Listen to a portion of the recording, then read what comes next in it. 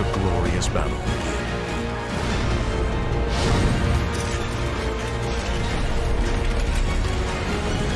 Geared up for victory. LG Ultragear Gaming Monitor.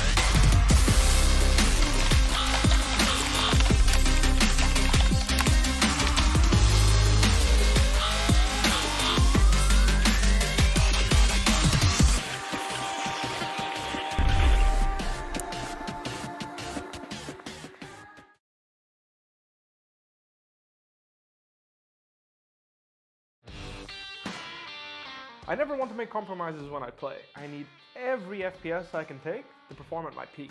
For myself, for my team, as well as for my viewers. Streaming always used to present me with a choice, either FPS or stream quality. I no longer have to make that decision thanks to AMD's 3rd generation Ryzen processors. Now my viewers get to see my gameplay smoothly. Ever since joining the team in 2018, AMD's partnership with Fnatic has given us the latest computer tech to help our performance.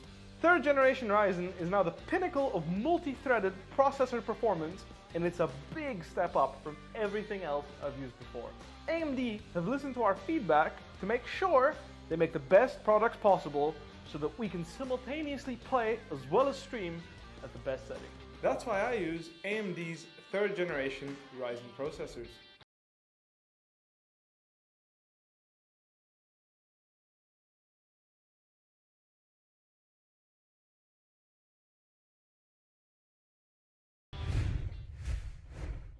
Hey guys, and welcome back to the LG Ultragear TEC Challenger Series, powered by JBL Quantum Gaming headsets and AMD. We are now on to day 8. It is the round of 16 where competition gets tough. My name is Apollonia. I'll be your host and caster today. And joining me is CA, your favorite caster and analyst. How are you doing today? I'm doing great, and I think the teams are going to be so pumped going into today. Today is the last day of the format we've used since the start of the tournament. Starting from round of 8, the quarterfinals, teams get 2 chances and the best of 3 to stay in the competition. Oh, all right. So basically, at this point, teams have the double chance, right? They've reached the stage, and teams are going to start amping up. And as you said, as we said before, now is the time for teams to try to showcase what they got. And for match 1, we've got you just that. Slay Them With Respect versus ZeGG. We saw Hiccup pop off completely yesterday, but Slay Them With Respect is somebody we know to be a really good squad. So I'm really looking forward to game 1. For sure, Hika got 5 kills on the AWP. It was an ace. Great performance against Exceedly eSports yesterday. Now, ZeGG, you can say that they are the pride of Sri Lanka. They are part of, ZeGG is an esports organization based in Sri Lanka. They have teams across many games, and they pretty much know what to do. They have the experience. Now, for Slay Them With Respect, they have players that have accomplished some sort of success in other games and are known for their really good gameplay. Now, I think the match is live. We can jump right into the action. And as we were saying, this is Slay Them With Respect on the side of attack and ZeGG on the side of defense. Let's pull up the scoreboard and see the members of both sides. So we have Hika, Ben, Jake, Kuch, Roach, and Chrome for ZeGG. Bad Love, Harsh, Easy for Bullet, Trist, and Wimp. Now, Trist and Wimp, I'm familiar with both of them. Great players. Awesome aim, I would say. And it will be a treat to look out for them in this match.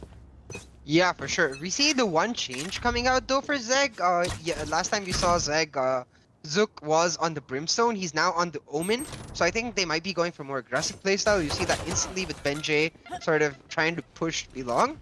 But Slay Them With Respect right here, they're going for the entry throw a short. They do lose a member. ZeGG with the early advantage of the game.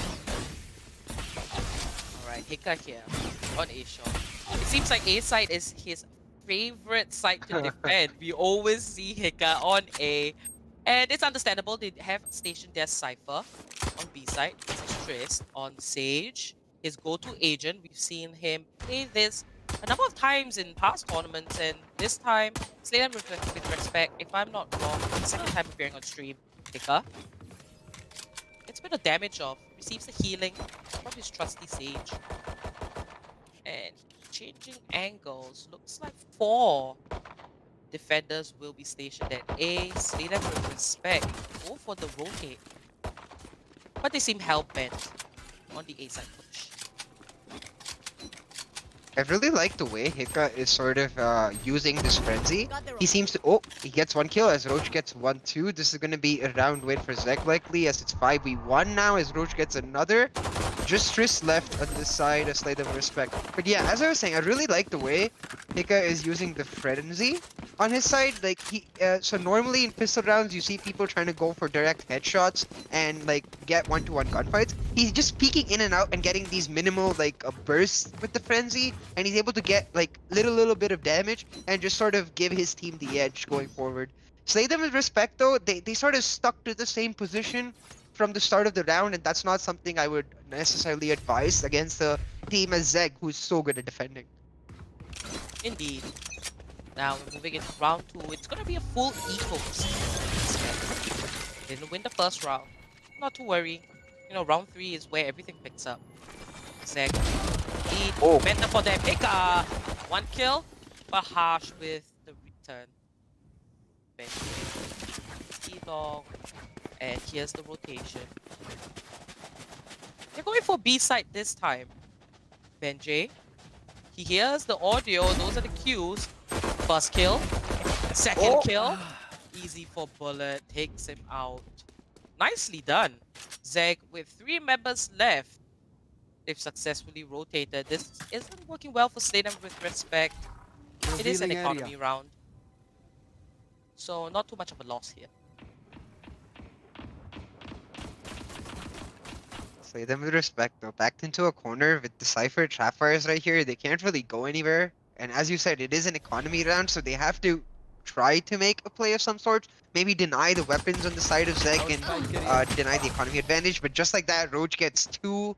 And ZeGG so comfortable. We've seen them on the bind map already. The Pride of Sri Lanka just sort of sticking to their like strong places. And this placement by Benji is so smart. He's gone for the B long camera once again, and he just waits and waits and waits, knowing that if the same thing happened as last round, they have to rotate. They rotate. This first headshot, perfectly normal. He gets his second kill here with the headshot on Trist, and that's absolutely clutch. Yeah, and Benji didn't opt to buy a gun. Stuck both. It's gonna be full buys for both sides. Round. ZeGG with 2 rounds. And it's time for the attackers to try and take a round for themselves instead. Bad luck. Dashes to safety. Chromes picks up the first kill for this round. A lot of time to spare. Harsh. Lingering on B-Long. And he spots Benji. 1 for 1 for both sides. And the spike is closer to A side. Equal distribution of defenders. And both these teams, now it's the round of 16. And you want to play safe. You don't want to take too many risks. It is still a best of 1, but after today and tomorrow on the round of 16, it will be best of 3s. So no room for error here. Slay Them with Respect, all rotating towards B side. They're gonna try to make the push to B side. The Cypher's utility is already set up though, and Roach just waiting around the corner. Peeks at the exact right time. He's like, thank you for the gun and the 6 skin. Just like that, 3 versus 2 for ZeGG. And this looks like it's going to be a comfortable win for them as Chromes gets another. And this is going to be so important because as we noted at the start, both teams with both Trist! Alright, Trist almost clutched his first team. But... You see, Roach is a player I feel that probably doesn't get enough spotlight. I have to say that Roach is playing just as well as Hika. Hika does like to spot the AWP, while Roach is more of a rifler. And he comes up in these situations just like this, clutching that 3 kills. And he really performs when it is needed. Quick look at the scoreboard. And Roach right there at the top. He has his ultimate ready, the only one to have it ready this early. Oh. Hika finds the pick off on Bad Love. Seems like SlayThemWithRespect might just be struggling a little bit here. ZeGG's found a momentum and is sticking with it. 2 members down for the side of the attackers. Hika just goes through the barrier, doesn't quite cover it. Pooch finds the kill across the map. Trist. Nice, 1 tap. Chromes will take the teleporter. Takes Trist out. Last man standing is Harsh. And Benji wraps this round up. Another eco for SlayThemWithRespect. 4 rounds in the lead for ZeGG. And it's not really a great start for the attackers. Yeah, for sure. About your point about Roach, I completely agree. Like, I don't think he gets the attention he may deserve as such, because he is playing the Reyna, right? You expect the Reyna in a team to go to a player who is capable of 1v5ing, and he's showing his capability here. But then he has to contend with Hika, like our MVP leader for the tournament, and that's something that is not necessarily an easy task, and that makes sense as to why he doesn't get attention. Almost full buys for both teams though, with 1 member of SlayThemWithRespect on the shields, and SlayThemWithRespect trying to play it slow, and that's really smart. The one thing I haven't been liking about their approach is they keep trying to take peeks, and Hika is just on point with those peeks. He gets the opening kill every single time. Jet on the op, Bad Love, can he make some moves? Yes, and just as like you mentioned, Hika is top MVP. 4 times MVP with an average of 477 offense. Harsh takes out Roach. And this could be a good thing for SlayThemWithRespect. One of the stronger players took them out in this round. 1-for-1 trade. They are going for this B plant. But Chromes, even blinded, gets the kill. Hika finds Bad Love. Hika with the triple. And that's how you play Valorant. Hika just so reliable. Just talked about him being the MVP, and he's giving us a show, telling us, demonstrating why he is the #1 MVP of this Challenger series. Yeah, it sort of feels like he just pressed tab, took a look at the scoreboard. He's like, bro, you are not stealing my MVP slot, Roach. Sit down, let me show you. And he just gets the triple kill. And the way he gets it is so clutch too. I have to note that Harsh on the side of SlayThemWithRespect, he's playing really smart. He just needs a couple more members of his team to step up a bit. And I think SlayThemWithRespect can take the game to ZeGG. But we have to note that yesterday, ZeGG went down, but when they went up, they had such good momentum to them, and you see that momentum here. They seem to be a momentum and tempo-based team who can sort of take away what they've got and win multiple rounds back to back. Bad Love.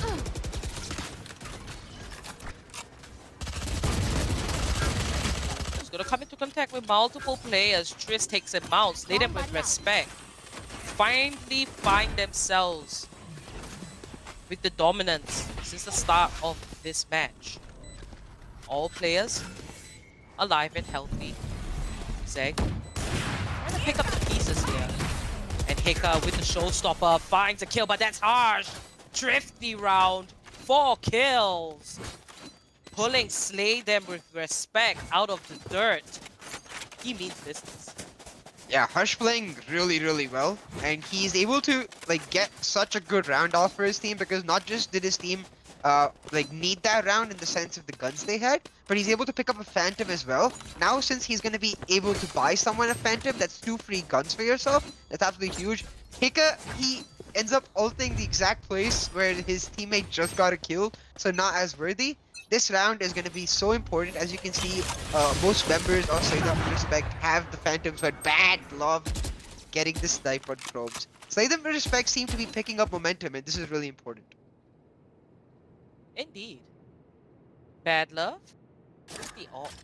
And it's going to be an aggressive AWPer, but connects that shot onto Pooch. Now, SlayThemWithRespect. They want A side. ZeGG went down. Break that barrier. Let's get that. And Bad Love finds 3 kills on that operator. Will that be the 4th? Easy for Bullet, takes it instead. Benjay in lamps. They have no idea. Or do they? And Trist finishes it off. And slay them with respect. They're grabbing onto that momentum swing. 2 rounds in a row for them. Yeah, Working that's out in their absolutely. favor.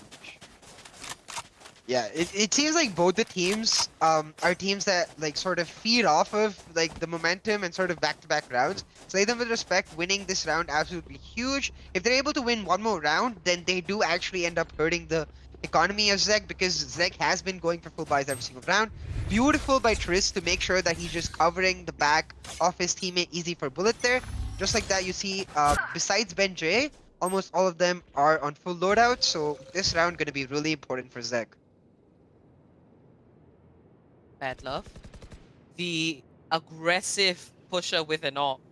You rarely see the one carrying the sniper rifle be the first to walk in and take the kill. He could be the first entry fragger that just uses an AWP. But Bad Love there, really turning out a performance. Slay them with respect. Winning 2 rounds in a row. Still gonna be a full buy. Say. They are comfortable on the side of defense. Cover going out. Harsh. Shadows. Just setting up push from the side. He's in. Hiccup takes him out. Takes the second kill. Roach as well. But their kills falling left, right, and center. Who's going to come out of this? It seems like everyone is coming into contact with one another. Bad Love Our spike carrier trying to is killed. infiltrate. Last man standing. His teammate falls 72 HP. Around the corner, there's the Omen. Gets the spray. ZeGG has the information. And they wrap that one up. One more round for ZeGG. 4 rounds in lead. I really like the change ZeGG have made coming into this game. Even though they won the last game, they're like, I think we might prefer the Omen to the Brimstone. And the Omen just gives you so much more flexibility as compared to the Brimstone. You do lose out on the awesome Brimstone ultimate, which is like this huge AoE damage thing. But you get so much more options individually in terms of your smokes, the way they blind them. And you see him using that so well. He spots out the last member of Slay Them With Respect, just steps back for a second, pops the smoke, and then steps back in to get the kill. And that was such an important round for ZeGG because if they lost that, their economy would be hurting. But 6-2, ZeGG feeling real comfortable. And Slay Them With Respect started just stumbling a little bit. And once again, Roach gets a kill, but Harsh gets a return back. 4 versus 4, the spike is at B site and Cypher is alone. Can they get something done? ZeGG had a great performance yesterday in the round of 13. Coming into the round of 16, they seem very comfortable. And this is the strongest that I've seen ZeGG so far. And it's really entertaining. You Harsh. will not kill my allies. Combs pops the ultimate. And Kuch finds the kill. Last 2 members on the side of Slay Them With Respect. Flank. Double kill for Kuch. And I know Cypher, exactly where he's you are. lingering around on A side. The neural theft on the side of ZeGG is popped. They know where he is. Foolish. But Wimp takes Chromes out and Roach wraps it up. 7 is to 2. ZeGG with pure dominance. Brilliant flank by Kuch right there to like just catch 3 members of Slay Them With Respect staring into oblivion. And he's able to find multiple kills, drop the spike right there. And it's just unfortunate for Slay Them With Respect at this point because ZeGG, they seem so dominant, right? Like, as you said, both of these teams are good, but in the past, we've seen ZeGG progress a little bit further than Slay Them With Respect. Slay Them With Respect have made it before to the round of 16, but not past the round of 16. And for them, it's going to be about showing the progress they've made from previous tournaments up to now. So they do need to step up just a little bit. It's not that they're playing bad, it's just that they're not playing good enough. Indeed, I do agree with that. Slay Them With Respect, they definitely have the potential, especially with players like Trist and Whip. Bad Love as well, captain in this team. So let's see if they are going to be able to pick themselves back up. Now, you know, usually with the side swaps, we can see a swing in momentum and a change between both teams. ZeGG is just really comfortable on bind. They proved it yesterday as well. And Slay Them With Respect, we're not really seeing the comfort here. Could be stronger in a different map, but let's see how they'll manage. And we've always talked about team strategy and how important it is. We haven't seen some major rotations or interesting pushes from the side of SlayThemWithRespect. But this could actually be the first. Hika throws in the nade. That Cypher's gonna back away. And here is the showstopper. Hika takes easy for bullet out, but the spike is planted, however. Chromes and Kuch find a kill for themselves. Whip will return. Neural Theft is dropped. Hika finds one. Last man standing is Harsh as he takes Hika out. Gonna take a walk into Lamps. And this round is a wrap. ZeGG with 3 men standing. And 1 more point for themselves. 6 rounds in the lead over SlayThemWithRespect. Yeah, Pimp just not having the greatest of days right now. He peeks in while reloading, and that's just not something you ever want to be doing, because if you peek in while reloading, you basically give yourself 0 chance to answer the fire coming in right there. And it's 8-2 to ZeGG right now. But as you said, like when the side shifts, we have noticed previously in the tournament how big the tournament can change. Right here, you see him reloading as he's moving into a corner that he doesn't have vision of. So I'm hoping when SlayThemWithRespect go to the defending side, they're much more comfortable than they are attacking. Because if they do get the momentum, I think they can get going. Harsh having a really good game, but players like Wimp and Bad Love do need to step up for their team. Yeah, it's almost like ZeGG. All of their teammates are carrying their own weight. And this, I believe, is the strongest I've ever seen ZeGG. And it's such a treat to watch. They want the spotlight. They want to leave their mark. And you can see it through the gameplay. Hika and Roach both being players that have a massive impact in their games. But that's Hika there. 3 kills. But his spree stops as Easy for Bullet takes him out. 3v2. Still possible for SlayThemWithRespect. Full buy here. Benji just gonna switch to that spy cam. And the spike is making its way to A. Good choice, actually. As there's only 1 member there. Might be holding an AWP. Kuch. Looking for that kill on Easy for Bullet. Gets that information. Sees the recon bolt come out. Here it is. The flick does not connect. He's back out. Kuch might just want to change a position here. And looking for that teleport. He gets it. There goes the paranoia. But it's going to be a slow round. He's waiting for backup. Here are all the members. Ooh, Easy for Bullet gets taken out. And Benji, double kill onto Wim. 9 is to 2. 1 more round before the swap. I'm really liking the team play coming out from ZeGG, because you see, like, just after this, after Hika gets 1 kill, that's absolutely huge. Hika just continuing his peaking aggressiveness, and he's able to get the kills without actually dying himself. So right here, when they move into B hookah, the camera from Benji spots them out, and Hika instantly moves into the portal, and he gets 2 kills. And the thing I don't like right here is how do SlayThemWithRespect not hear someone come to the portal and instantly turn, because the portal noise is very obvious, and I'm gonna chalk that down to just they simply not having a good day, and that's really unfortunate. But they do get another round, and Hika he's having a blinder. He seems to have just sort of fed off of the tempo he got from the insane play he made in the previous round, and he's just making it better and better. 9-2 to ZeGG. I expect him to take this round and go into the other side 10-2, especially with the man advantage. It'll be immense. Shadows traveling. Roach on the flank, bro. Indeed. The teleporter sound is really loud. You can't miss it for sure. They might need to take a little bit more reorganizing. And SlayThemWithRespect not having a good day, it seems. But here it is, Kuch. That was a brilliant shot. Absolutely beautiful. Hika just hops out and picks up 1 for himself. Last member, Roach finds him. Flawless round for ZeGG as we move into the round swap. Yeah, this is looking a bit unfortunate for SlayThemWithRespect. The one thing I will give them though is they have double information in Cypher and Sova, and usually double information is really good when you're defending, especially on Bind, when Cypher can just hold the site alone. Sova is able to provide extra information going into the A side.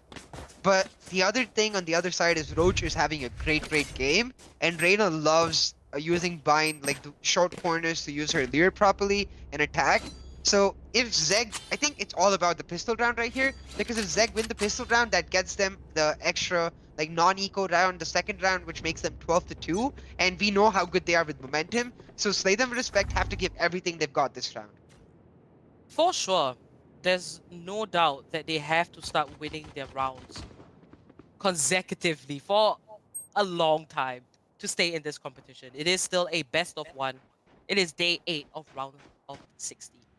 Now remember guys, if you're interested in playing Series 2, registrations are live. Links are in the description. Hika coming through hookah. Aggressive push. There's the dark cover. Cover elbow. But Harsh gets the kill on Hika instead. Harsh with the double. Might get a triple here. Harsh with the triple. And that's the 4th kill. Quadra for Harsh. And this is the second time he pulled off an amazing play. Flawless round for ZeGG. They didn't lose any members. Good round. Yeah, really well played by SlayThemWithRespect, specifically Harsh. And as I said, this round is so important for them. The fact that they're able to win it gives them an advantage going into the next round.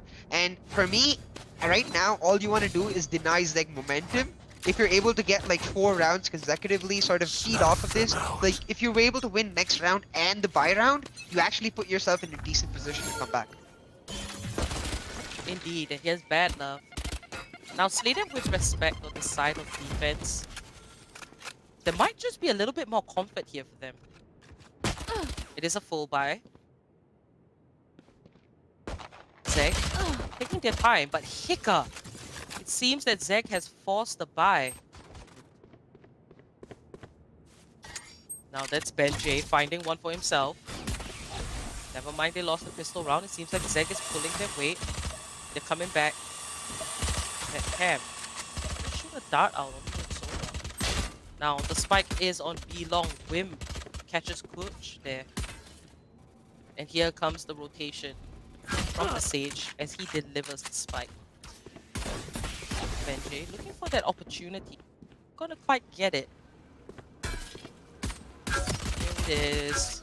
Sprays with that ghost. Not gonna find the kill yet. Hika takes out easy for bullet. And Hika with the triple kill onto Harsh. ZeGG, 3-man strong. And it seemed like losing the first pistol round didn't change anything for them. And Roach picks up the last kill on Whip. 11-3. ZeGG is so close to the finishing line. Yeah, like ZeGG forcing the buy for themselves. I think only BenJ stayed on the Ghost. Everyone else sort of getting the Spectre, and that's absolutely huge because if they lost this round, there would be no buy round next round. They would just end up in dark economy. Like they would not be able to recover whatsoever, and that would give the chance of SlayThemWithRespect to come back. But I love the confidence. They're like, no, we are gonna force the buy because we know we can take them this round. They're not expecting us to force the buy, and that's absolutely huge. 11-3 to ZeGG. They just need 2 more rounds to finish this. Hika, the first bloods this guy gets is so humongous for his team. To just be able to aggressively peak like that and get your team a man advantage, it sort of lifts the entire team and gives you the tempo advantage. Out of Hika. charges. All of ZeGG is on site. There goes the nade. Couldn't find anybody. Chromes. That's that headshot on bad love. Paranoia. Oh, back Sage, but that's Hika with the triple. He does not care. He's on a rampage. He's gonna hunt the last man down. And Hika's nade gets the 4th kill. Flawless round. How does Hika do these things?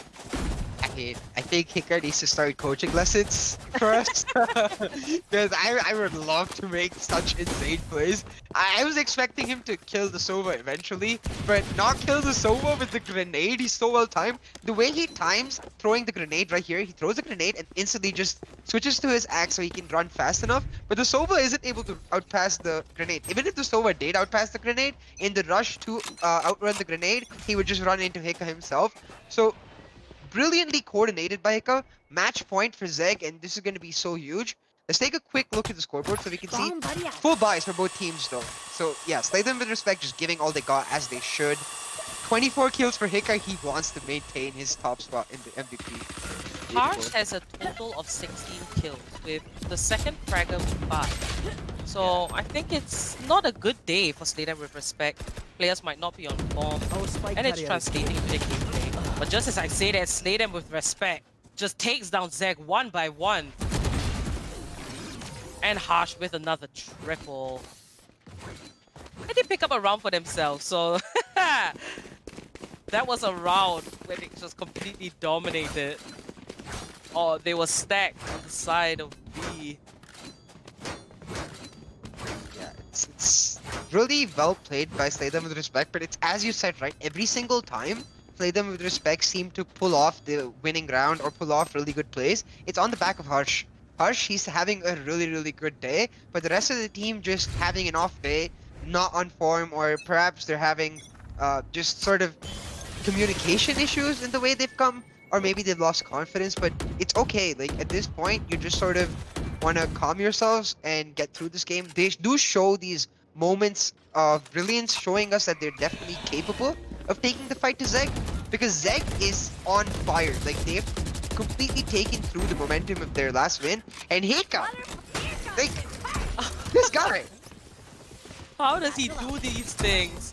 Another satchel comes out, showstopper is ready, only a few seconds left, and throw it in. ZeGG infiltrating A, taking down members of Slay Them With Respect one by one. Harsh to the rescue, 2 kills. It's a 2v2 situation, 23 HP on Harsh. Is he gonna push out? Has the paranoia ready. Blinding.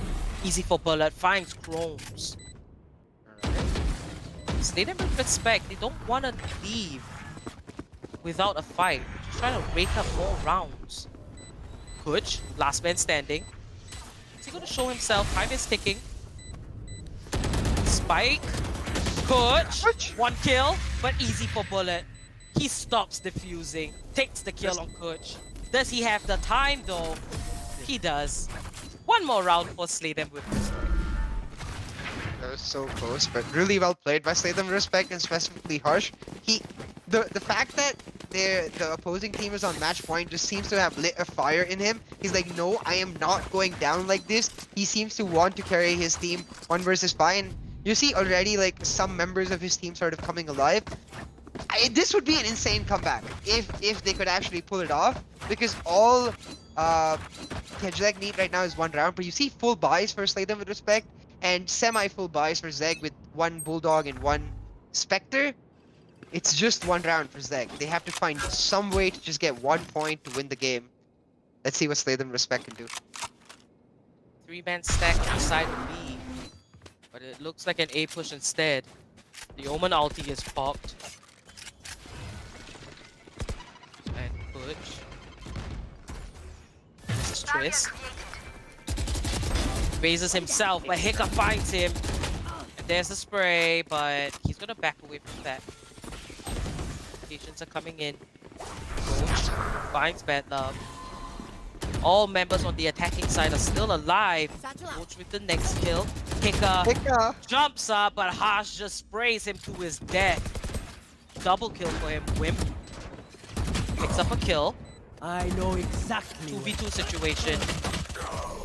Rosie! And Chromes with the finishing double. That is ZeGG moving on to the next tier of the tournament. 12-5. A very dominant performance from ZeGG, I would say. Yeah, for sure. Like, the way this team sort of feeds off of tempo is so nice to watch. Hika, like, the way he's able to get those kills just sort of feeds the entire team to play even better. Today, though, Roach, Chromesy, multiple members, even Ben J, they had such good games going in. And I'm really excited to see. Even Kuch, right? He had those brilliant flanks. It seems like every single member of ZeGG is stepping up and carrying their weight. And Hika, as usual, our MVP for the match. Average combat score 424. Easy peasy, no sweat. Like, this guy's a monster. Ooh, Hika. That's another MVP for him. He's probably going to remain at the top of the list And you see, not far from Hika, just right below him, was Harsh. Harsh performed extremely well on the side of Slay Them with Respect. But unfortunately, I think, maybe their team work is just not as strong as ZeGG. And judging from yesterday, ZeGG came in today playing a lot better than what we witnessed. Now let's move into AMD's relive the moment and talk about what went down between ZeGG versus Slay Them with Respect. Yeah, it just seemed like, as you said, Zek sort of took what happened yesterday as a reason to improve rather than just taking the win. They came back stronger and better, and that's something I really like to see from a team. If you want to make it to the top, you can't just sort of take the wins and be happy with them. You have to take the wins and still look to improve, and that's exactly what Zek did. Having said that, Slay Them with Respect, they're not entirely out yet. They still have one more chance. So I want to see them, as you said, like Harsh was so close. He had an average combat score of 375. I want to see them just go back to the drawing board, take a complete reset. It's just forget this game ever happened and come back and slay them with respect. For sure. And this is the second time we're seeing ZeGG perform so well on Bind. So we know that this is a go-to map for them. In the next tier of the tournament, it will be a best of 3. And we're going to see a variety of playstyles with ZeGG. And I'm excited for that. As for Slay Them with Respect, they would have come back again stronger, learn how to adapt, and come up with more strategy because we didn't see much of a change on the side of attack where they lost majority of their rounds. And hopefully they take this as a lesson and they come back even stronger.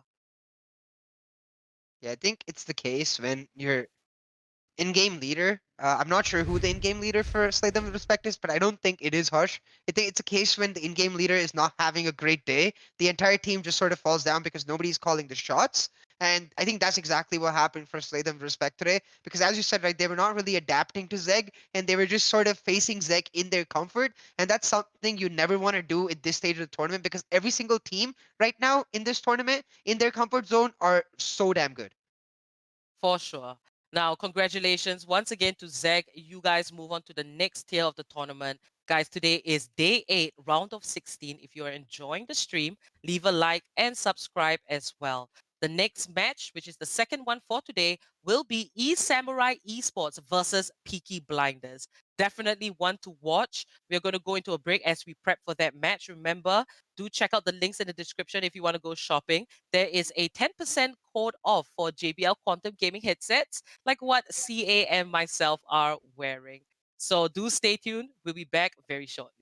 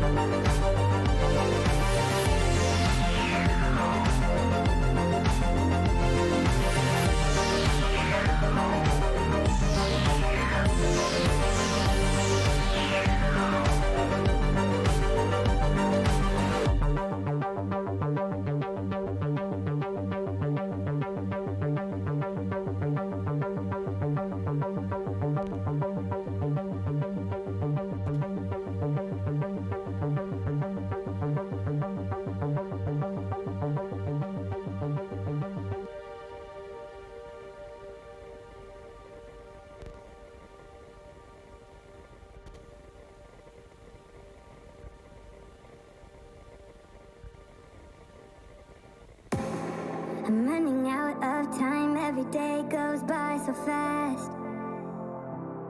And every moment counts, baby, I don't wanna miss a thing. We can sleep under the stars, we can sleep under the stars, or hang out in hotel bars, driving somewhere in your car. We can sleep under the stars, we can sleep under the stars, under the stars.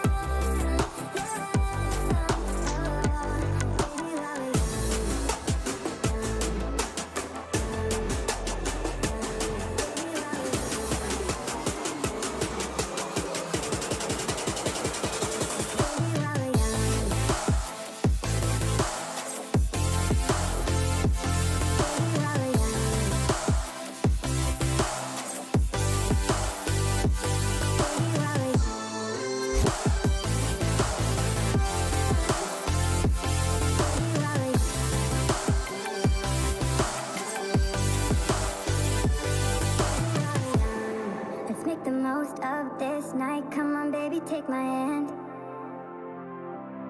And we don't need to do the things we don't want to do.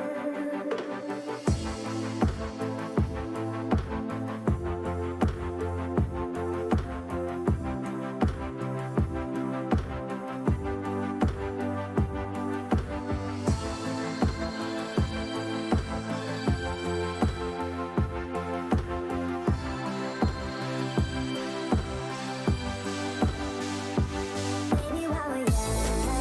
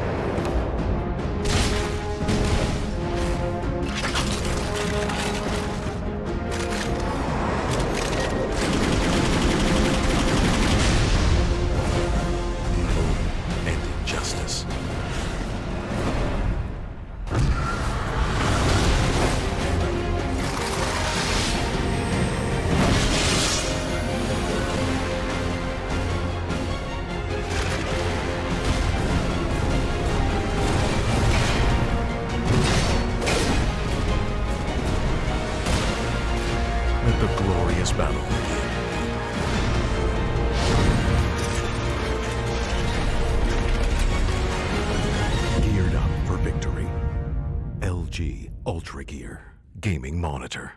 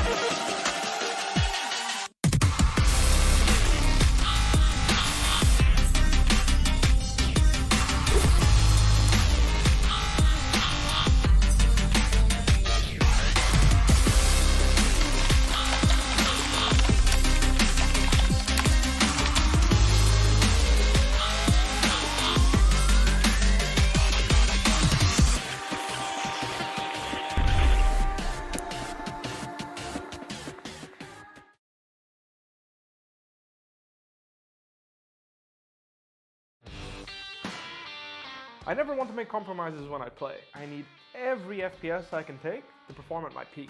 For myself, for my team, as well as for my viewers. Streaming always used to present me with a choice, either FPS or stream quality. I no longer have to make that decision thanks to AMD's 3rd generation Ryzen processors. Now my viewers get to see my gameplay smoothly. Ever since joining the team in 2018, AMD's partnership with Fnatic has given us the latest computer tech to help our performance. 3rd generation Ryzen is now the pinnacle of multi-threaded processor performance, and it's a big step up from everything else I've used before. AMD have listened to our feedback to make sure they make the best products possible so that we can simultaneously play as well as stream at the best setting. That's why I use AMD's 3rd generation Ryzen processors.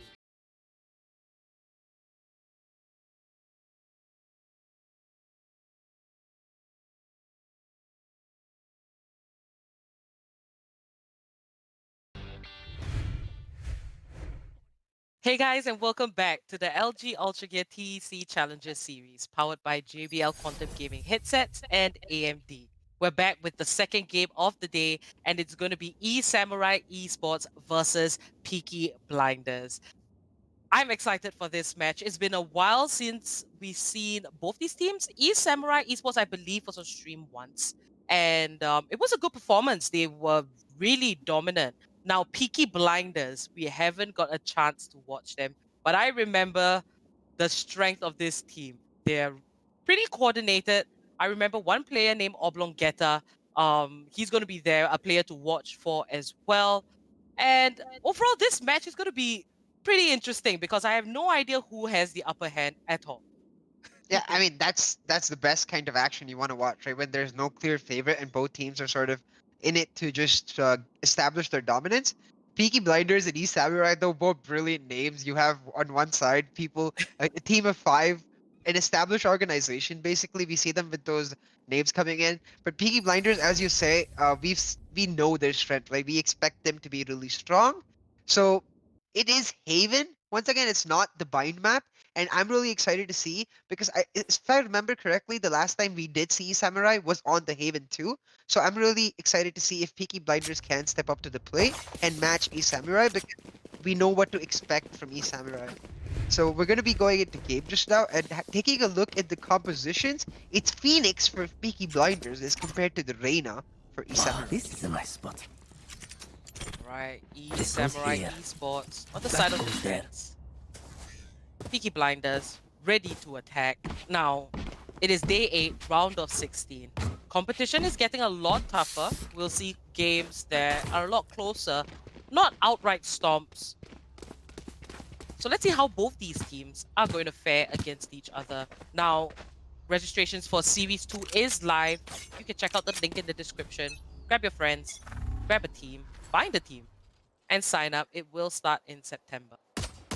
Now back into the action. We have Zuno here from Peaky Blinders. Tosses out the Boombot. Gets a return Boombot. Gonna take it out.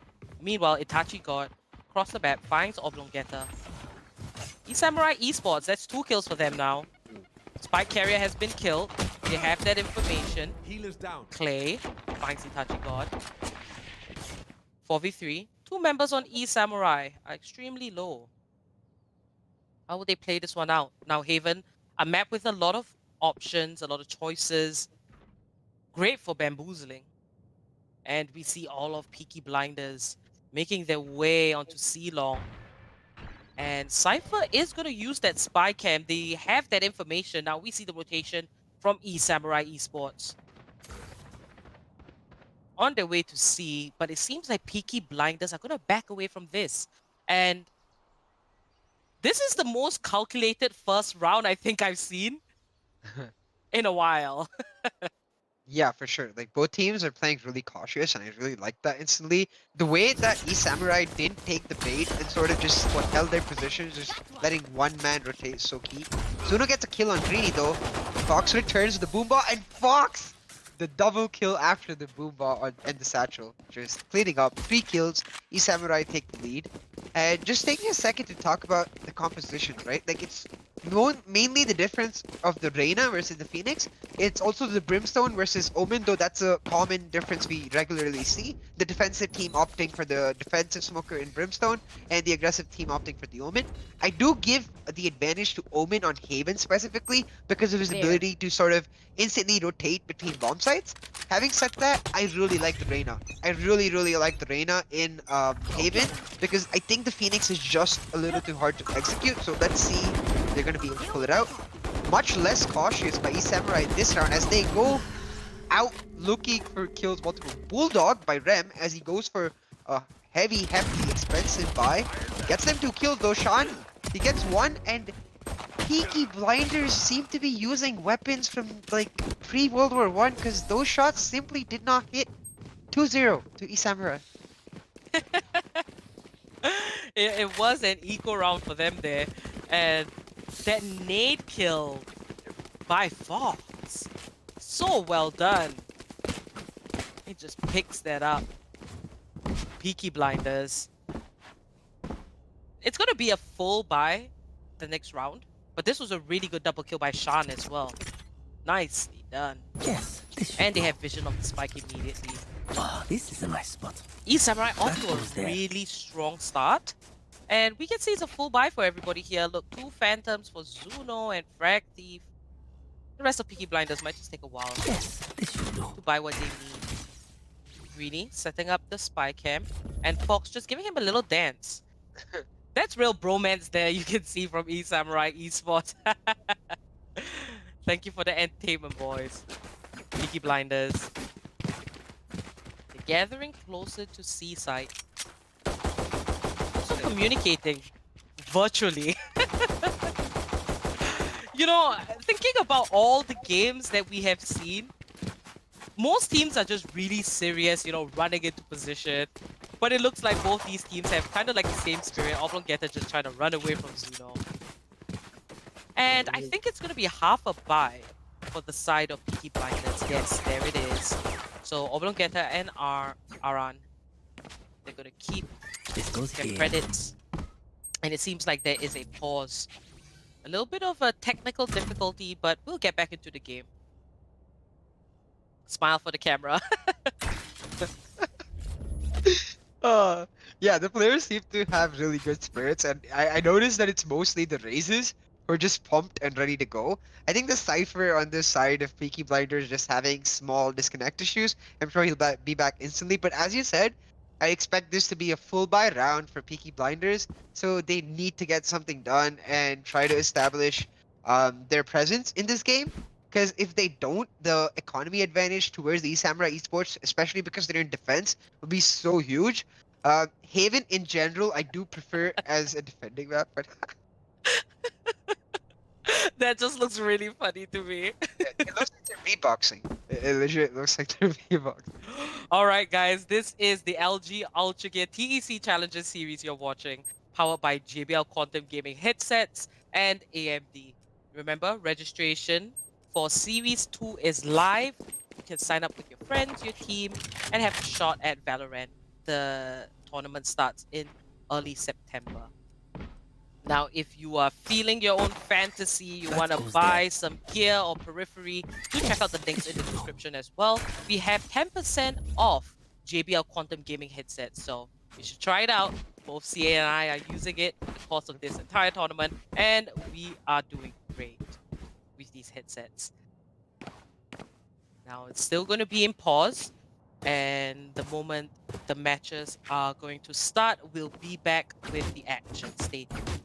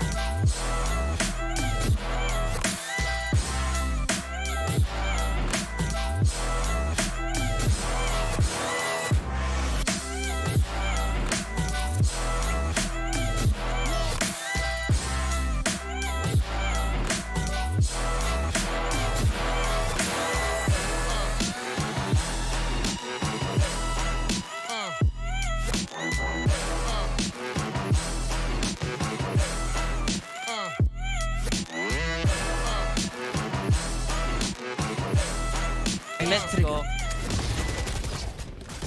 Alright guys, and welcome eyes are back. dulled. It's unpaused and we are ready for action. eSamurai eSports with 2 rounds in the lead. It's going to be a full buy for both teams. Quick look at the scoreboard. And the last time we saw Fox getting multiple kills. And Peaky Blinders still have yet to find their footing. It does look like Peaky Blinders have the superior guns. eSamurai eSports not going to make their investment just yet. They are controlling their economy. And I think it's a pretty good choice.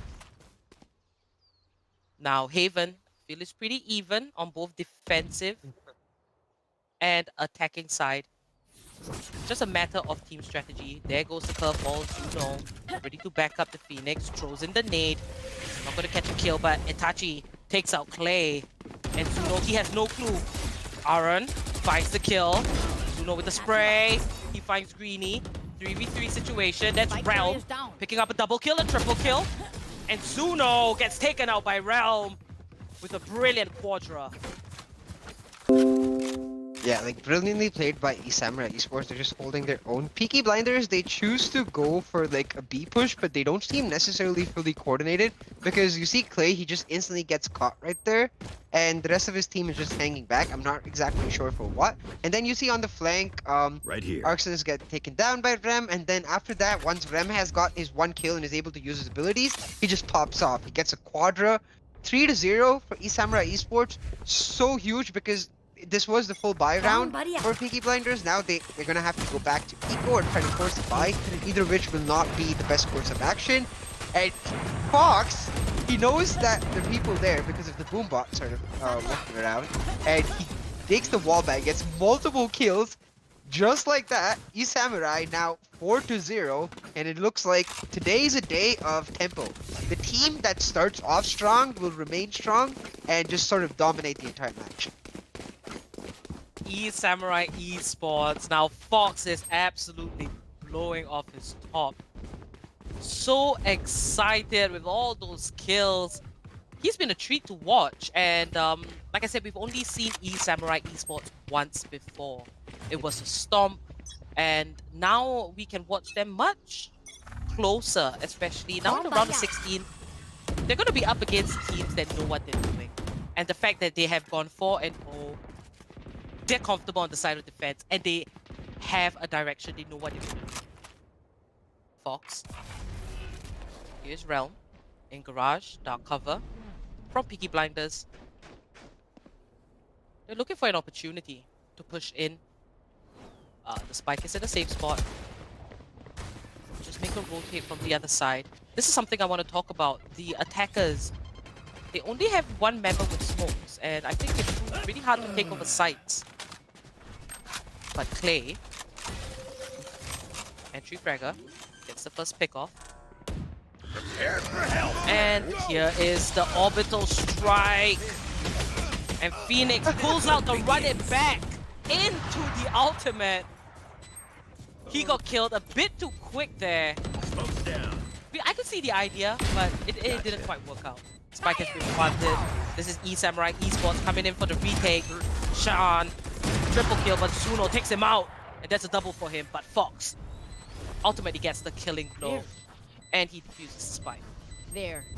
Yeah, I definitely get the idea that you see the orbital strike coming out, so you're like, okay, I'll run it back.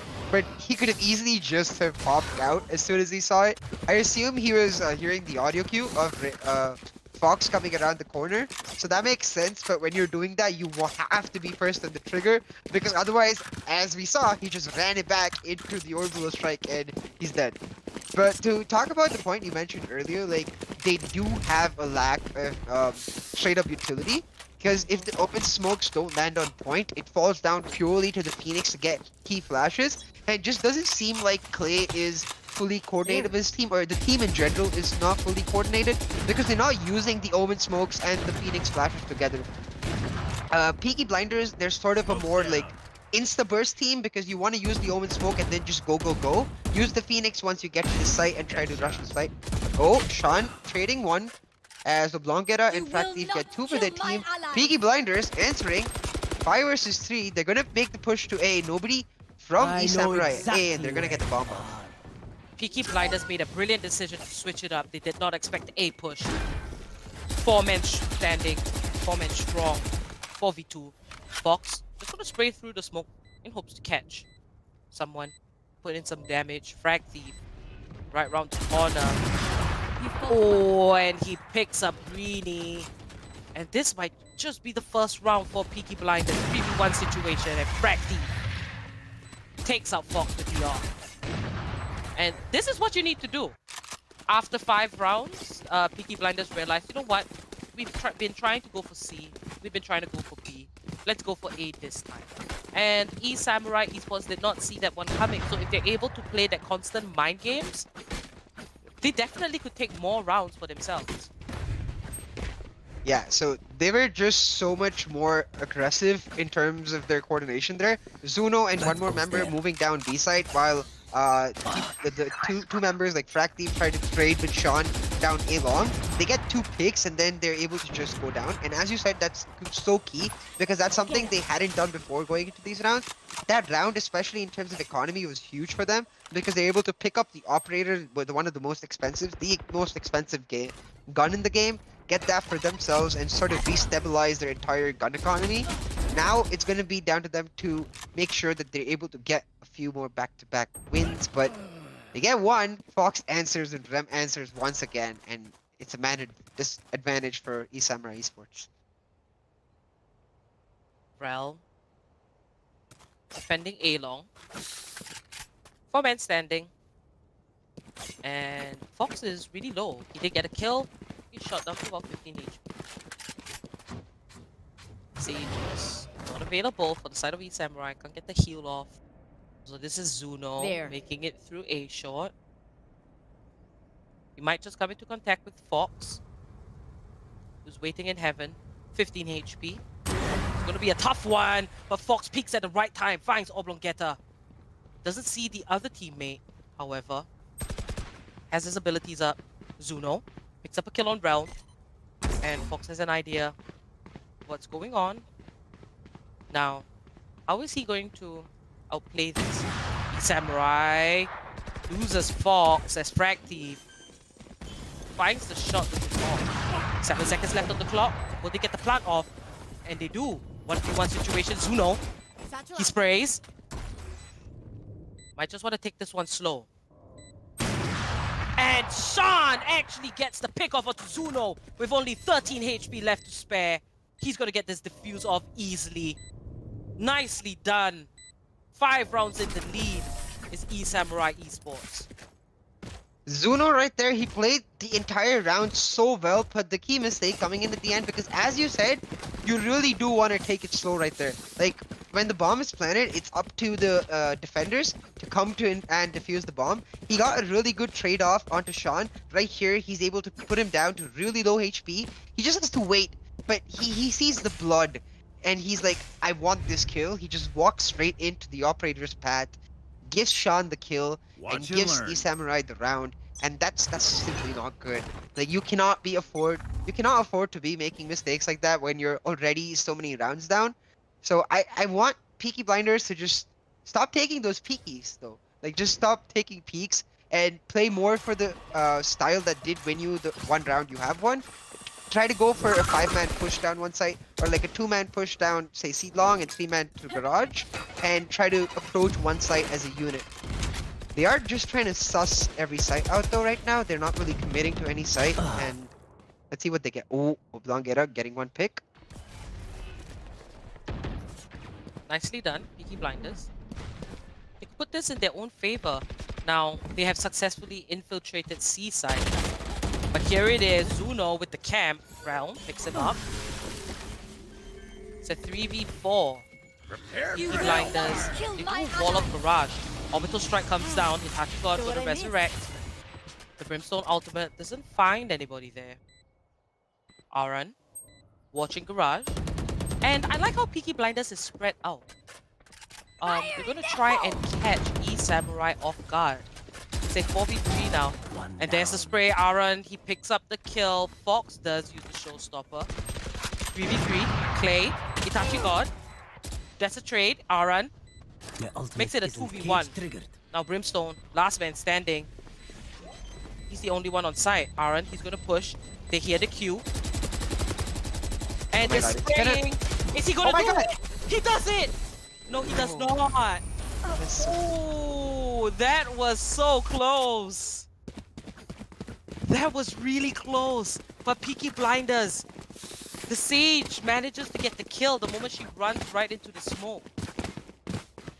Yeah, like that was so close by Sean. Really smart play. He puts the smoke down onto the bomb site and takes the gamble of whether or not they'll actually come fast enough to approach. He's so close. You can see it's like I will find not even 1 second. If they just sort of gave him about like half a second right there, he would have won the round for eSamurai eSports. But that's gonna force an eco out of eSamurai eSports. Whereas Peaky Blinders with the full guns, they're gonna be looking good. Just like that, they get 2 picks, 5 versus 3. They're all committing to A now. I really like that. The Omen though is gonna find Fox on this side, and might be another pick. Yep. Oblongera finds Fox, 5 versus 1. And that round, after coming so close, is gonna give Peaky Blinders so much momentum. It's absolutely amazing. Indeed. Greeny, last man standing on the side of eSports, Samurai eSports. Almost got the name jumbled there. But Peaky Blinders, they came in strong this next round. And they take a round for themselves. Now, they could try to bring the scoreboard 6-6 if they do fare better on the side of defense. But many of the players, they did get great pickoffs and Greeny with a mini shot. Now 6-3. Let's have a quick look at the scoreboard. How's everyone standing? Fox still leading at the top, and Zuno for Peaky Blinders. Fox will be carrying that off. And light armor for Itachi God, not a big deal. Now it seems that a site will be the spot Peaky Blinders intend to take over. Shan, he's on A long. Wait for the opportunity, and that's the first kill. He gets the second. Will he find the third? Realm. You will Ooh, not kill what my was ally. happening there? The resurrection from Frag Thief. 4v3 situation. One down. Zuno finds Realm. And here's the run it back from Clay. He's ready, picks one. I would call it worth. Great utilization of that ultimate. And Frag Thief finds Greeny. Last man standing is Fox with the op. It's a 1v3 situation. He could go for the save. Oh, and the flick. Not gonna connect, and there is the firewall. This might be a tough one for Fox. Yeah, you definitely want to go for the save here, considering that this is a full buy round for both teams. Peaky Blinders, though, this is going to be so huge for them. If Fox manages to pull out, I'm going to call it, if Fox manages to pull out a Hicka, then he might just be able to do it, but nah, he just decides to go for the save instead. He doesn't want to try to 1v3. He's going to try to pick off members. And this is so huge for Peaky Blinders now, because now they have the eco advantage. They have the tempo advantage. It's 6-4, and as you said, if they can make it 6-6, I think they would be much more comfortable in defense. So the 5th round coming in for them, like after 6-4, the 11th round of the game. Oh, Oh, that's the triple for Zuno. that's gonna hurt. That's gonna hurt eSamurai eSports so much because they lose the op too. Like the one silver lining they had was that they were gonna say hold on to the op, but that gives Peaky Blinders such a big eco advantage. And now Sean did so well though right here. He gets 2 kills, I believe. Yeah, he gets 2 kills right here. He peeks, gets one headshot, and gets another onto Oblongera and Arn. But Frag Thief managed to get the resurrect, and then they pulled it back from 3 versus 4 to 3 versus 1, and they win the round. Now they have the advantage, so they should be able to make it 6-5. And then the last round will be the final buy round of this side, and if they win that, it'll be 6-6. eSamurai eSports was coming in strong, but it seems like Peaky Blinders has kind of figured out how to get past the Samurais. Zuno takes out Greeny. 2 men left on the side of defenders. Now the spike makes his way onto C. Oblongeta, he's gonna plant that. Zuno looking for the last 2 standing. And here is the hunt, but Clay finds Shan. And this is Realm. Only men left. this is for sure going to hurt their economy. Flawless round for Peaky Blinders. As we expected, right? Like, given the weapons advantage and the fact that they're probably so high up in their spirits right now, they're playing really, really well. And for anybody who watches the actual Peaky Blinders show, this is exactly what you should be expecting from them. They go down hard in the early parts of the season, but they come back, and oh, do they come back strong. Because they pulled it back from 6-1 all the way to 6-5. If they win this last round of this side, which is the bye round for both teams, 6-6 going into your defensive half, that's a score I'll take any day.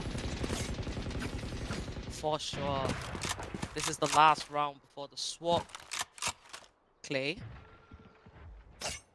Peaky Blinders making their way up A long. A side. They do only have the Omen Right here. dark covers to work with.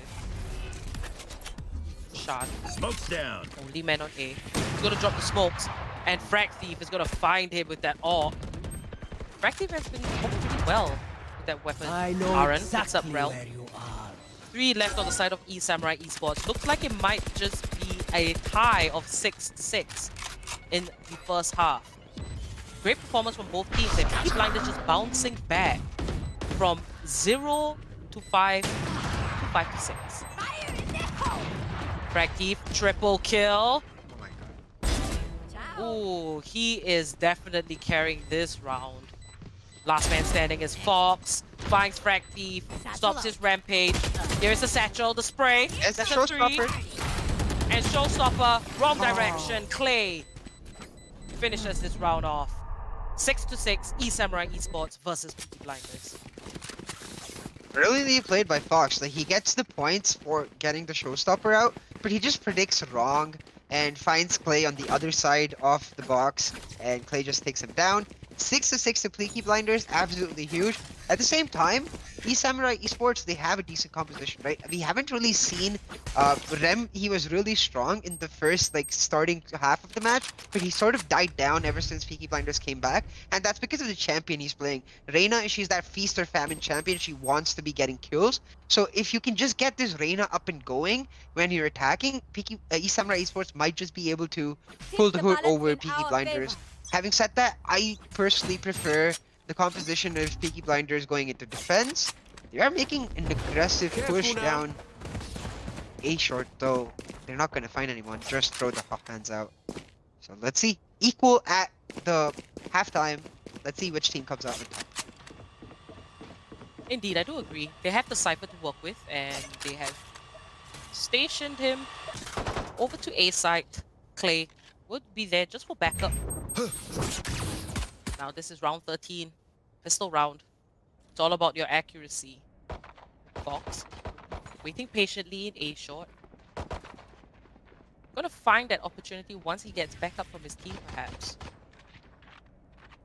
Peaky Blinders now on the side of defense, looking pretty comfortable. They're very active with their rotating. And C-side is left barren, but they can't afford to do that. Information seems to be getting around fast. It's just a game of patience. eSamurai eSports, they might just rush in at the last second.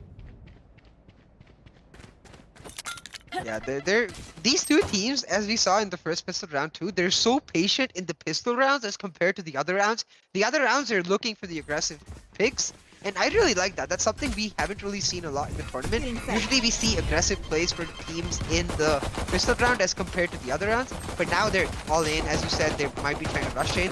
Play gets 2 though because eSamurai is forced into a corner. They have to go for the spike, but they can't plant it. Frag Thief takes down his clone in Itachi God.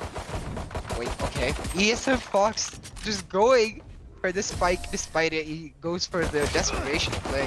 It's not going to work out. And Peaky Blinders, it's gone from 6-1 to 7-6. They're on a 6-game win streak. This is the first time Peaky Blinders is in the lead, and let's just have a look at how they manage to get this. Now look at Clay with that double kill, 14 HP, and throwing in this Molotov hot hands was a good idea. And just Oblong Getter on the boxes, just wrecking havoc. well played, I would say. And this is the Peaky Blinders I remember from the last time.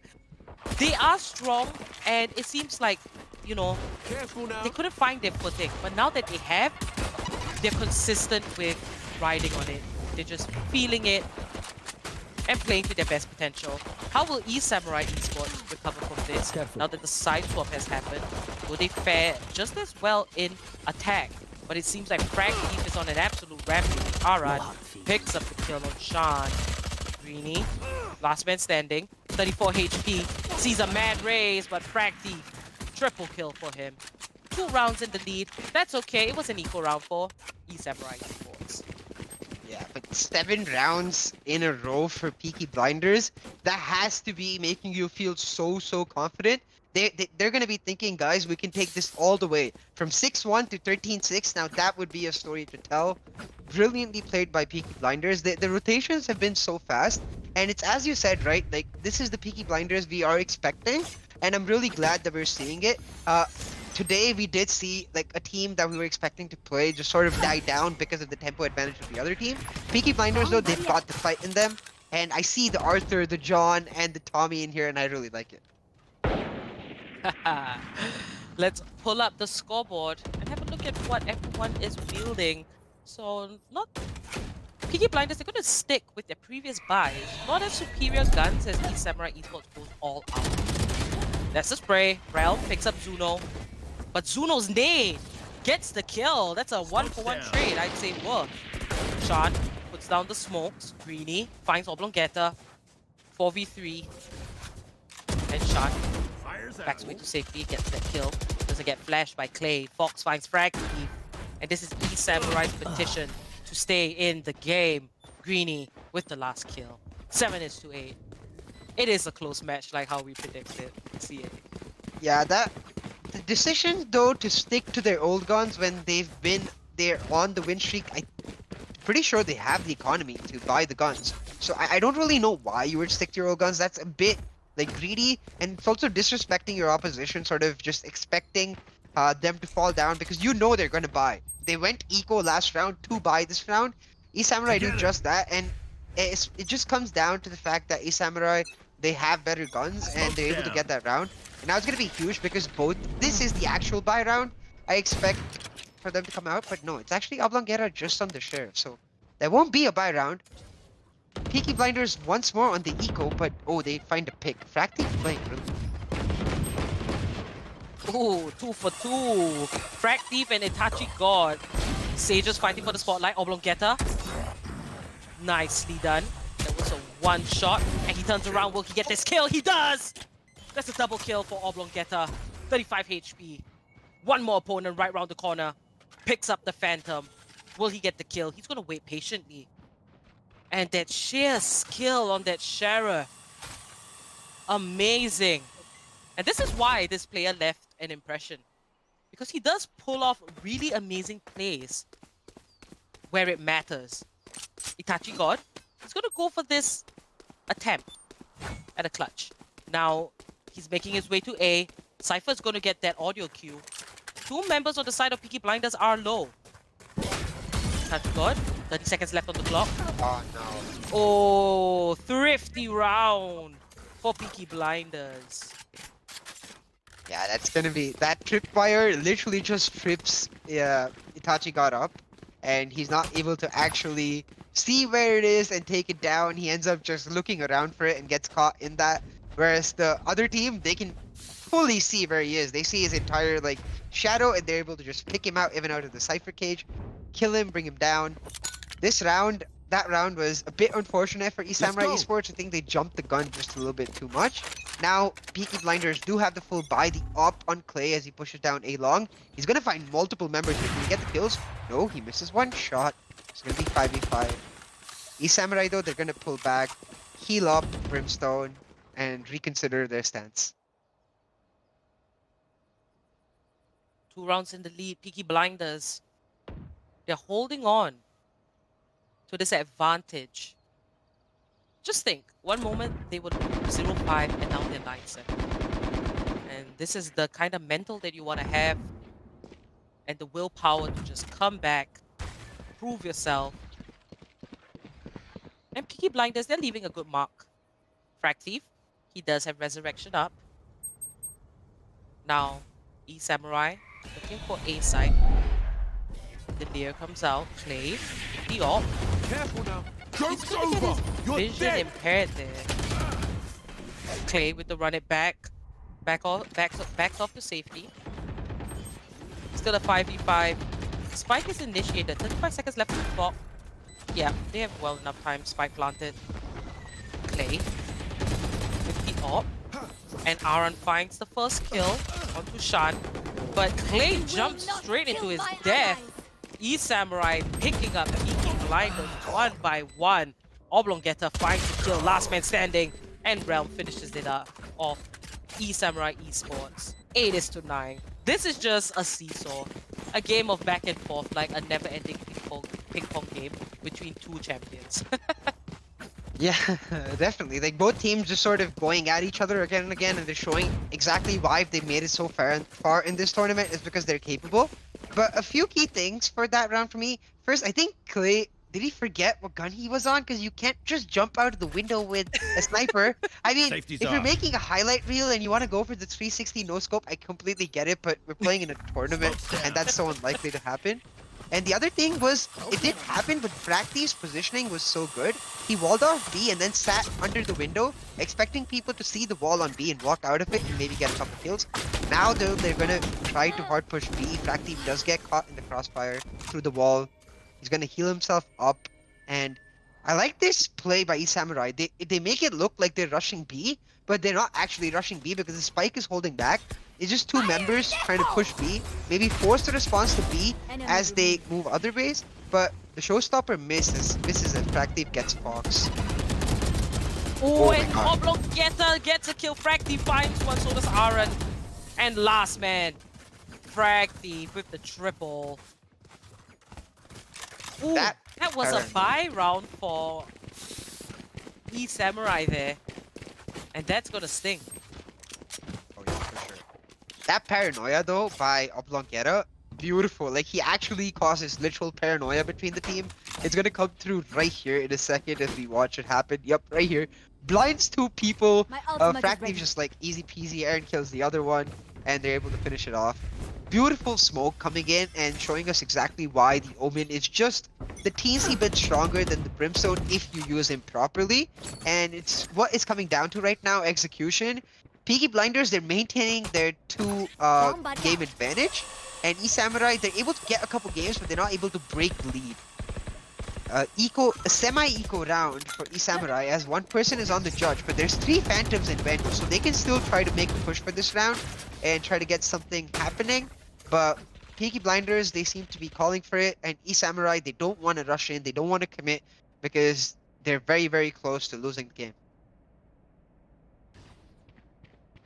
Fox, the judge, waiting for his opponent. But right around the corner is just Cypher using that cam. Prepare for hell. Slowly but surely making it in. Takes out the Lear. Fox, one shot. Right onto Ara, takes him out. He was the only man on A. I think it was a bit of a risky position, but Clay finds Realm. Cheeky position. Clay with the double. Gonna throw in the curveball. Gonna spot the Cypher I here. know But Greeny exactly takes him out. where you Situation. Zuno takes out Greeny. And this round is for Peaky Blinders as they obliterate eSamurai after they got the plant off. Yeah, and the way eSamurai did use their money last round, like 3 members on the Phantom and the Vandal, it will not let them go for an actual full buy this round, so it's looking even more difficult because Peaky Blinders, it seems to be 1-1, 1-1 after it became 8-6. Yes. Like, Peaky Blinders made the push from 6-1 to 8-6, winning 7 rounds in a row. After that, the teams, as you said, they're sort of just seesawing between each other as they get a round each. But there were some key ultimates used by eSamurai right there, like the Neural Theft, which was basically of no use. So eSamurai is looking in a bit of a disadvantageous position. I'm not going to count them out though, because I think they can do it. They're changing it up. They're going to go for C. That 2-2 C long. This might just work because the Oblongetta doesn't have his eye on it. He's going to spot them right now. They're gonna pull back, not commit to anything just yet. The full rotation from Peaky Blinders. Is it time for the bamboozle? Oblongeta picks up the Moonbot. To give a little bit of information. Oh, and Oblongeta gets taken out by Shan. Sneaky. Equal round with the spray. Aran gets a kill. Last man standing is Itachi. Equal round for eSamurai as expected, but Peaky Blinders 12 rounds under their belt. One more, and it's GG for eSamurai eSports. They have a lot to do. They basically can't make a single mistake from here on out. Yeah, at this point, eSamurai need to not just win 5 rounds in a row, they need to win 6 rounds in a row. Because even if they win 4 rounds in a row, they just make it to overtime. Having said that, let's forget about all of that because it's the right now in the present that matters. They did save this round, Yes. knowing that if they lost this round, it would be match point for Peaky Blinders. So it's this round which really matters. They have full buys. The Frack Thief is just going to wall it off and take the boost to jump onto a really nice position. eSamurai though playing really cautiously, knowing that this is the round that matters. Zuno.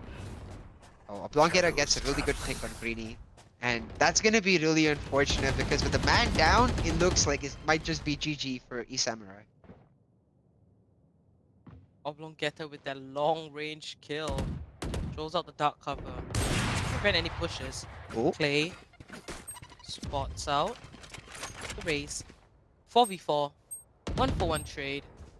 Now the spike is hanging around in mid.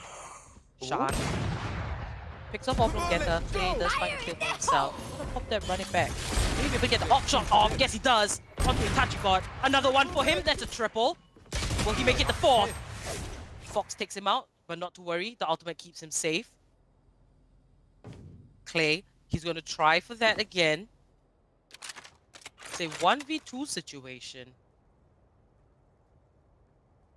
Going to take this slow race, just backing off a little bit. He knows that the op is in the hands of Peaky Blinders. This is eSamurai's last chance. And a lot is weighing on him. Raise. With the spike. 10 seconds left. And Clay with the 4th kill. That is Peaky Blinders making their way into the winner's bracket. Now, eSamurai eSports, they still have a chance. They will move on to the loser's bracket. But GG, well played. Yeah, like right here though, like he walks into 3 people. He walks into multiple people. Itachi God notices him, but nobody else does. He takes down Itachi God, the guy who notices him first, and then everybody else is looking in the other direction, fighting his teammate. He just like pop, pop, pop, easy peasy, gets multiple kills and just finishes the game off for his team. Frack Thief had a brilliant, brilliant game. As you can see, those op shots were amazing with 315 average combat score. But the more we've progressed into this tournament, Apple, we've seen like the scoreboard show us players of the other team as well, just as high in terms of average combat score, even though they're in the losing team, and that just shows us the amount of skill we're witnessing in these stages of the tournament. Yeah, it's almost like, you know, you meet really good players, and even if, you know, the team isn't working too well, they still shine. So they do end up in a much higher spot as compared to the other teammates of the winning team. Now let's move into AMD's Relive the Moment as we look at highlights in the match between eSamurai eSports versus Peaky Blinders. And yeah, so as I was saying, we did see that Fox, eSamurai eSports didn't win this match, but Fox had a really good combat score, so he was second on the board. He did play out of his mind. It was a good game for him. But Peaky Blinders overall, they were really strong with their rotations and when they were on the attacking side as opposed to defensive. Yeah, like they were just able to like that 7-game win streak where they went from 6-1 to 8-6 was so huge. If eSamurai were able to find a way to break that any point in the middle right there, I think they would have just straight up won the game because we're seeing just how important tempo is at this stage of the game. The good teams, like every single team is a good team. And at this point, good teams are able to snowball any advantage you give to them so fast. And Peaky Blinders, you have to give them credit for the fact that they were so far down and then they won one round, they won another, and then they just pulled it back so fast. So kudos to Peaky Blinders. eSamurai, they just need to go back a little bit. go back to the drawing board, try to figure out exactly what went wrong this game. Because while players like Fox did step up, a couple players did step up, and at this stage of the competition, you need your entire team on point. Otherwise, you're not going to make it through. All right, eSamurai eSports, they do have one more chance as they Yep. are moving to the losers bracket. But in the winners bracket, it is going to be Peaky Blinders. Congratulations to you guys. It was a good performance, you know. Be losing from with sorry, losing 0-5 and then coming back, just that's great, because the only other comeback game we saw was between TT and Team Sangfroid. So this was a really good match to watch, and it was extremely close. Now, the next match coming up is Rising Vipers Bravo versus GodParticles, two teams that we haven't seen yet on stream. So that is definitely one to look out for. Now, before we are going in with this third game, take a chill pill, relax. Remember, Series 2 registrations are live. You can check the links in the description. Grab your friends, join in. And if you want to go shopping, all the links are there as well. We have a 10% code off JBL Quantum Gaming headsets.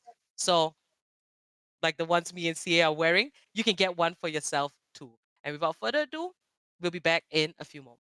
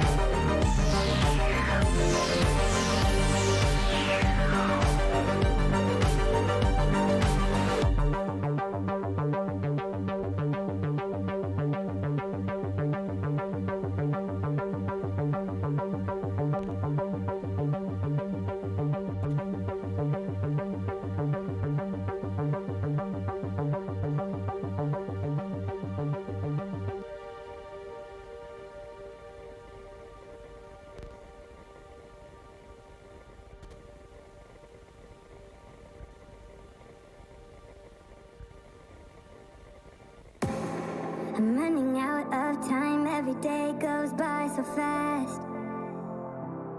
And every moment counts, baby, I don't wanna miss a thing. We can sleep under the stars, we can sleep under the stars, or hang out in hotel bars, driving somewhere in your car. We can sleep under the stars, we can sleep under the stars, under the stars.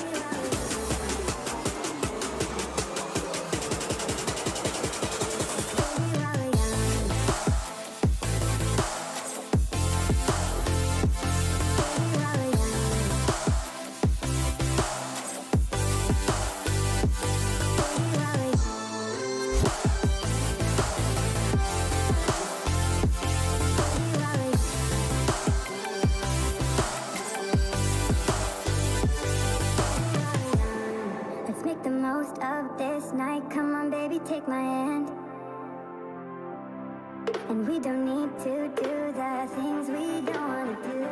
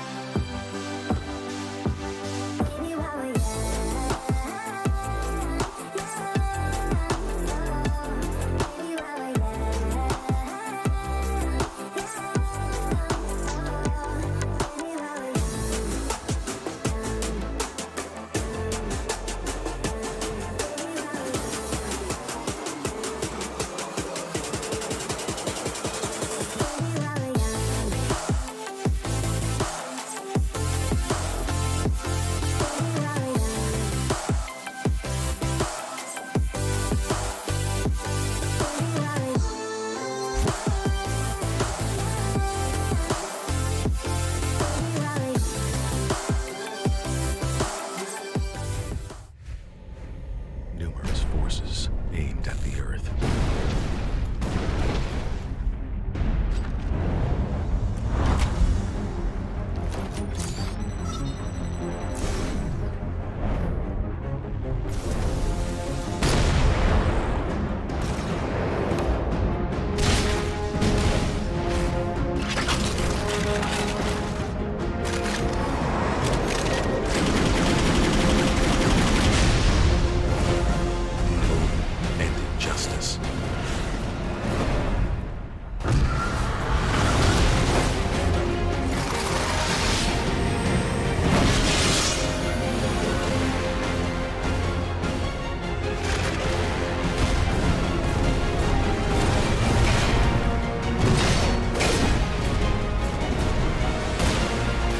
Let the glorious battle begin.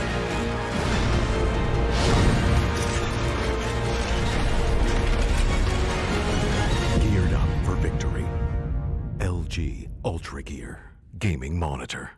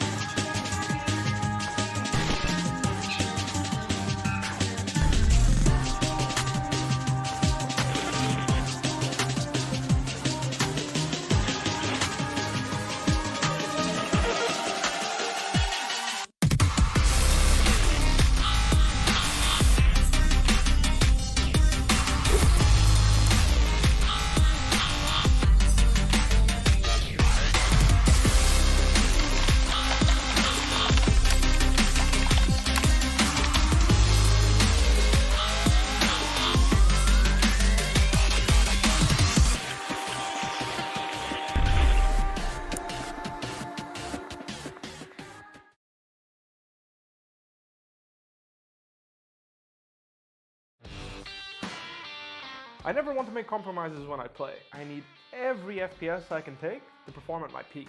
For myself, for my team, as well as for my viewers. Streaming always used to present me with a choice, either FPS or stream quality. I no longer have to make that decision thanks to AMD's 3rd generation Ryzen processors. Now my viewers get to see my gameplay smoothly. Ever since joining the team in 2018, AMD's partnership with Fnatic has given us the latest computer tech to help our performance. 3rd generation Ryzen is now the pinnacle of multi-threaded processor performance, and it's a big step up from everything else I've used before. AMD have listened to our feedback to make sure they make the best products possible so that we can simultaneously play as well as stream at the best setting. That's why I use AMD's 3rd generation Ryzen processors.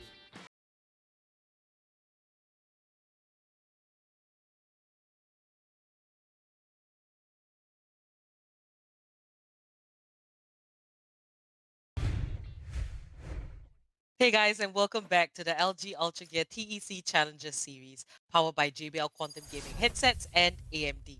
We are now ready for the 3rd match of the day, and that is going to be GodParticles versus Rising Vipers. Bravo. Now, they have signed up with three teams, Rising Vipers. They are super active, they're very ready, and the last time we saw them, they were pretty strong. So both these teams, I don't really know what to expect. They have made it all the way to the round of 16, and it's day 8 today. I'm excited for this match. I mean, we have seen Rising Vipers Alpha, right? And the fact that Rising Vipers is an organization fielding 3 teams, that's so huge. I have to appreciate their commitment. And I really like the fact that they have basically like 15 players who they're able to use depending on the results of this tournament. They seem to be like the true champions of taking to the fact that TC is going to bring you 5 months of these series. So they want to be like active in the next series and maybe even make the contention for the championship, challenge the Velocity Gamings and the GodSquads out there, and get the win for themselves. But back to the game, looking at the composition, it's going to be almost the same for both teams, with the major difference being the Sova for GodParticles as compared to the Jet for Rising Vipers Bravo. All right, Rising Vipers. They're part of an organization that is not new to esports at all. They have teams across many different game titles. And as for GodParticle, I'm excited to see what they're going to do. They did make it up to the round of 16. So they pretty much have that experience. Quick look at the scoreboard. We have Ascension, Drifter, Edge, Missile, and Lunatic Monster on the side of the defenders. And for attackers, it's Logista, Hoax, Knight Rider, Amber, and Shivy. Looking at both the team compositions, what are your thoughts, CA? I mean, I think just looking at the names, Ember even, his name is Ember CS. I think GodParticles are sort of a team, I'm guessing, with the CS background coming in from here, and that's why they have been able to make it so far in the tournament. Having said that, it's so huge having an entire organization support behind your team, just to have that extra person who's able to look through you with you in the WOD reviews to tell you how exactly you're getting better. That small edge really does matter. So I'm looking at Rising Vipers Bravo here. Not only do they have the organization support, they also have 2 other teams that they're able to continuously practice against. It's not like they have to look around for people to practice against, so they have just that tiny bit of advantage. So I assume Rising Vipers Bravo will come in here with the plan. Maybe GodParticles can just be like their other namesakes in this tournament, GodSquad, and just blow them out of the water. All right. And one thing that I did notice was that there is no Sage Yep. on the side of Rising Vipers Bravo. And we barely see that in the competition. Every team runs a Sage. The resurrection gives you the upper hand. You lose a teammate, never mind, I'ma just resurrect. And if you're low HP, never mind, I'll just heal you. So I'm excited to see how Rising Vipers is going to fare. Now, the first game we did have Bind, and the last game it was Haven, and it's Haven again. And what I do hope to see is more strategy, more bamboozling, more mind games with both these teams when they are on the side of attack. What about you? What are you expecting to see, CA? Yeah, the mind games especially, like that's something I think is gonna start really ramping up at these stages of the tournament, especially from the next round. We've already seen like glimpses of that in previous rounds, especially when a team like Velocity is playing. So yeah, as you said, right? Rising Vipers Bravo, they're not running the Sage. The only team we've seen do that before, like successfully at least, is Velocity Gaming. So if they're able to pull this off and actually do it like in a commanding fashion, then they will get the attention of the better teams out there, and they will make a name for themselves in the sense that hey, we're not just newcomers to the scene. We're somebody who's here to establish their presence and stay. We're somebody who's here to compete, and we want to take it all the way. So for me, it's all about like Rising Vipers Bravo here as compared to GodParticles. They're the sort of dark horse, like the people who I don't know what to expect from. So I'm really excited to see how this matchup does end up going and who gets the first tempo lead.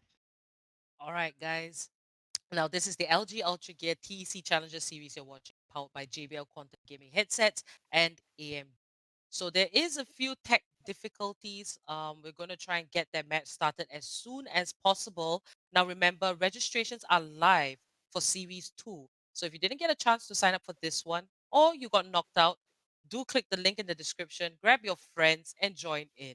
As well as do like this stream and subscribe as well. Hit that bell icon so every time we are live, you will get that notification. We will have streams for the next 2 weeks. So there's a lot of action that is going to happen. And it seems that the game is going to start and has started. Hopefully no more tech difficulties and we can move on into the action. Now, CA, looking at both these teams, right? I'm not going to say place your bets, but starting out on the side of attack, do you think GodParticles lineup is optimal considering that they do have a Cypher, Omen, and Sage? Yeah, so what they're like lacking is pure firepower. They do have the Phoenix, don't get me wrong, they have the one duelist. Having said that, I do much prefer their composition going into defense. So for GodParticles, right now it's about getting as many points on the board as possible, because the same goes for Rising Vipers Bravo, right? The lack of a Sage, the strength for that really comes through when you're attacking, because you're able to use their utility to force through really hard. So right now, the ball basically is in the court of GodParticles. They have to sort of try to use the Omen smokes in conjunction with the Phoenix flashers, as I was hoping to see last game. If they're able to do that and get really fast rushes, then they might just be able to pull out like with the lead through the attacking phase of their round.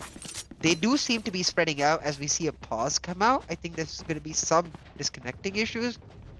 For on the side of Rising Vipers Bravo though, it's gonna be really weird not having a Sage, because you don't have the B barrier, you don't have even the garage barrier. So I'm interested to see how they play around that.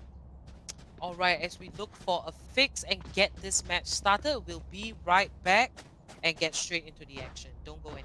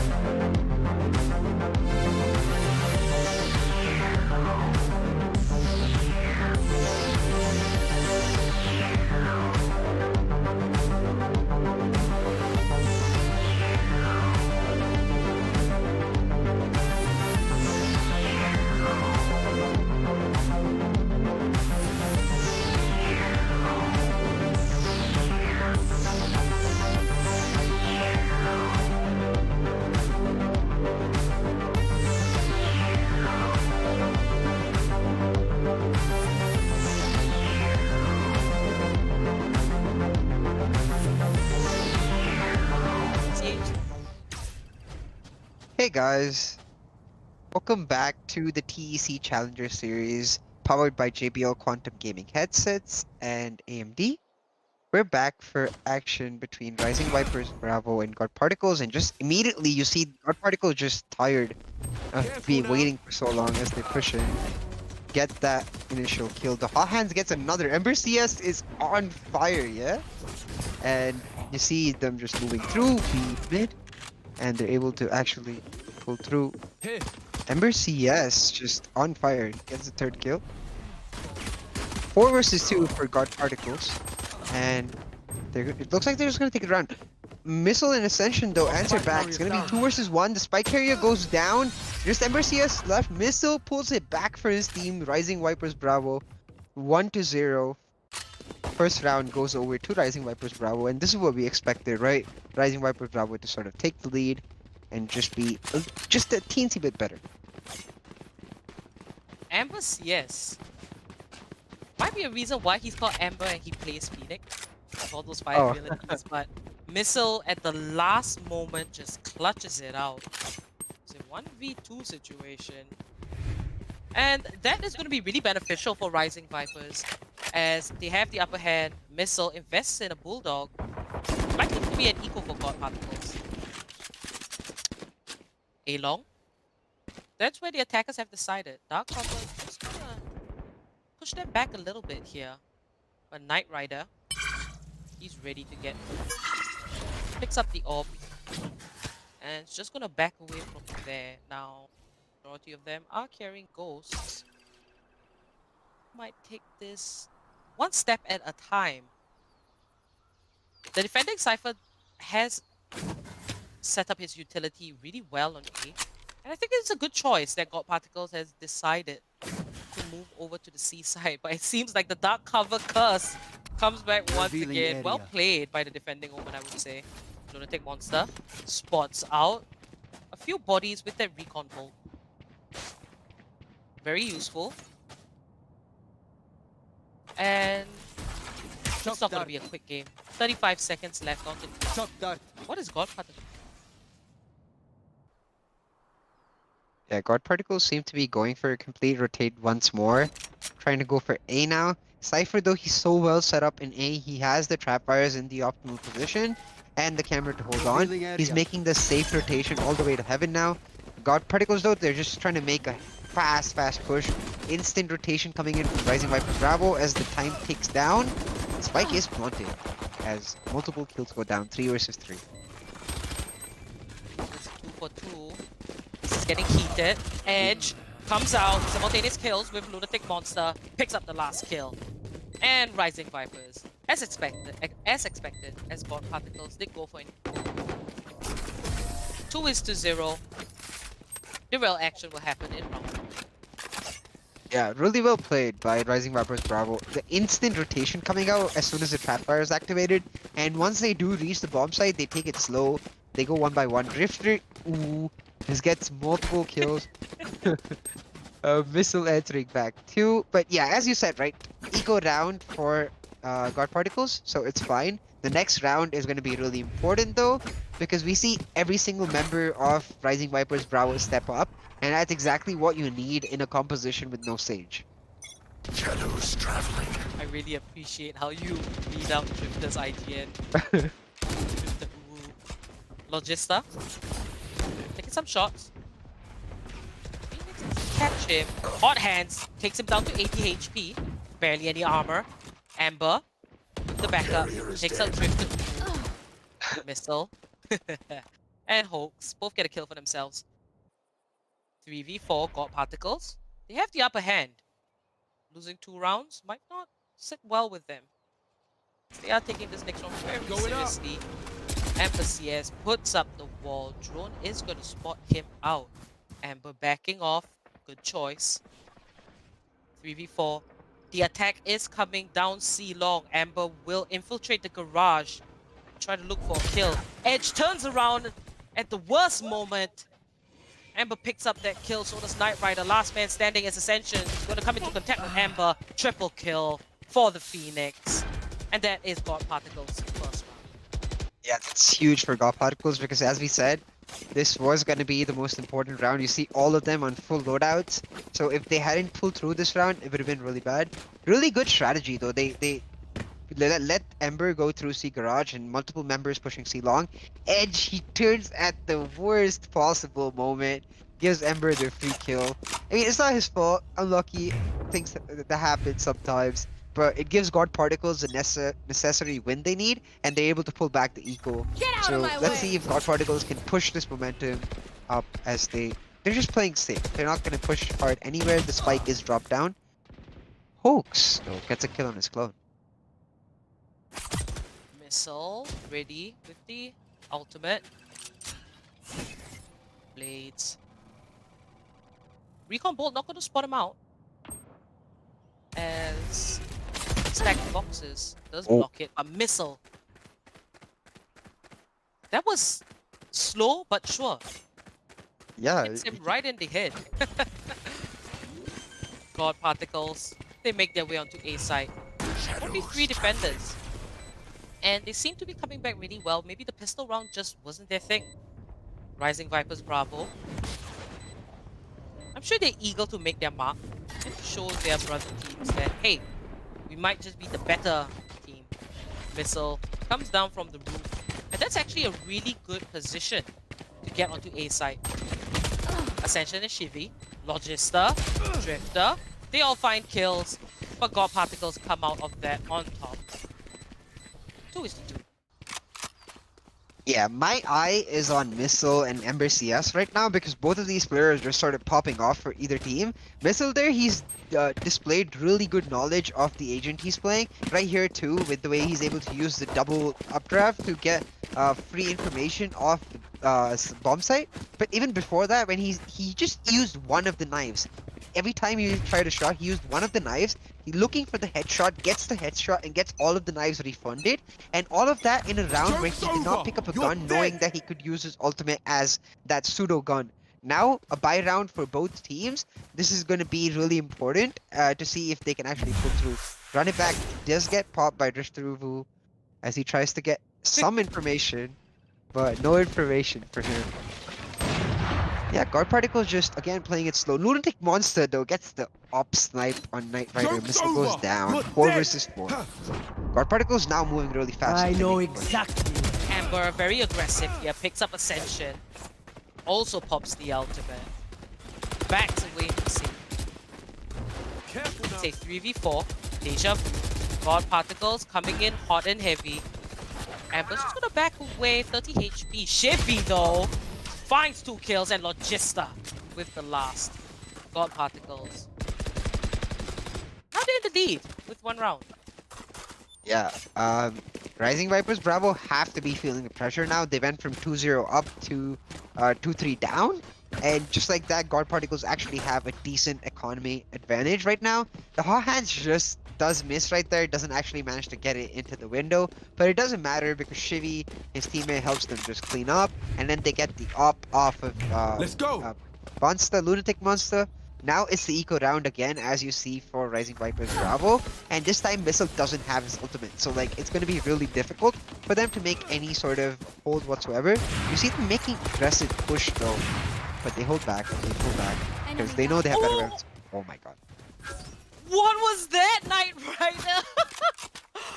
I couldn't contain myself. I was thinking, is he going to get that shot? Just as the heat signature went away, he got that kill. Great prediction. And that is Drifter picking up 1 in mid. 3v3. Really even. And Knight Rider finds Missile. Walls off? Yeah, okay, he walls off mid to get the resurrection on Ember CS, and that's smart because 3v3 is actually not bad for Rising Vipers Bravo at all, considering that they are on the eco round. But now Ember CS will give them like a massive numbers advantage, making it 4v2, and he will also be able to recover his gun. Rising Vipers Bravo just caught a little late on the rotate because GodParticles are in complete control of a bomb site now, and they'll be able to get the bomb plant. Rising Vipers Bravo, their aim in this round should now just be to get as many kills as possible, so they're able to deny it. But Neural Theft does come out, gives them the information. Ember CS thinks that as such. that's gonna be GG. Wow, Ember CS popping off. And the momentum seems really good on GodParticles. Yeah. A side seems to be the blessing for them. A lot of successful plants. Just really well played in terms of like they're this team that sort of stays safe and stays calm till they know when to go, and when they push the go button they just go. Like the aggressiveness with which they are able to coordinate their pushes is really I got nice you, to bro. watch. They've gone down from 2-0 down to 4-2 up, and we're seeing these tempo swings a lot more in this round, and it shows to you exactly how good the teams are at this stage. So I'm just excited to see how Rising Viper's job will be able to adopt the Hunter's Fury. Oh my god. Takes Drifter out. Well done. I have the Recon spike. bolt spots him. And Hopes utilizes the Sova kit with absolute brilliance. Lunatic Monster catches Knight Rider. That's a double. Will he get the triple? He peeks Garage, but Logista is going to get him instead. And Hopes finds Ascension. 2v3. The attackers, they're in the lead as they take Missile out. Last man standing on the side of defense. Cover going out. Logista went in onto C side really strong. And GodParticles are showing their versatility playing between both A and C, since they are the side furthest away. And here it is, the last kill. Total of 3 kills for Logista. Yeah, and the lack of a Sage is really hurting Rising Vipers Bravo right now because they can't block off any site whatsoever. They have to like be on point defending every single site, and just that tiny like issue in that chain, like just a tiny gap in that like defense will just let GodParticles into their sites and be able to plant the bomb. They are able to get those kills. Like Lunatic Monster got 2 off snipes, but as you said, Logista coming in so damn strong into the site, he's able to kill Lunatic Monster, find the kill on Missile through the smoke, and then just finish it off with his team. Alright, looks like it's going to be an equal round for the side of Rising Vipers Bravo. Quick look at the scoreboard. Oh no! Lunatic Monster finds Logista with the Hunter's Fury. Seems like both Sovas pulling their weight, utilizing their ultimate really well, picking up kills whenever they can. Amber CS. GodParticles, they're just going to linger closer to the spawn. They might want to wait for a pick-off before they commit and push. Amber CS, however, will be the first to lead. Confident. Moving on to B side. Gonna take it slow. Right around the corner is Rising Vipers. The eco. And there is a spray. But the defenders pick up 2 kills. GodParticles, they're put in a tough spot. It's a 3v2 now.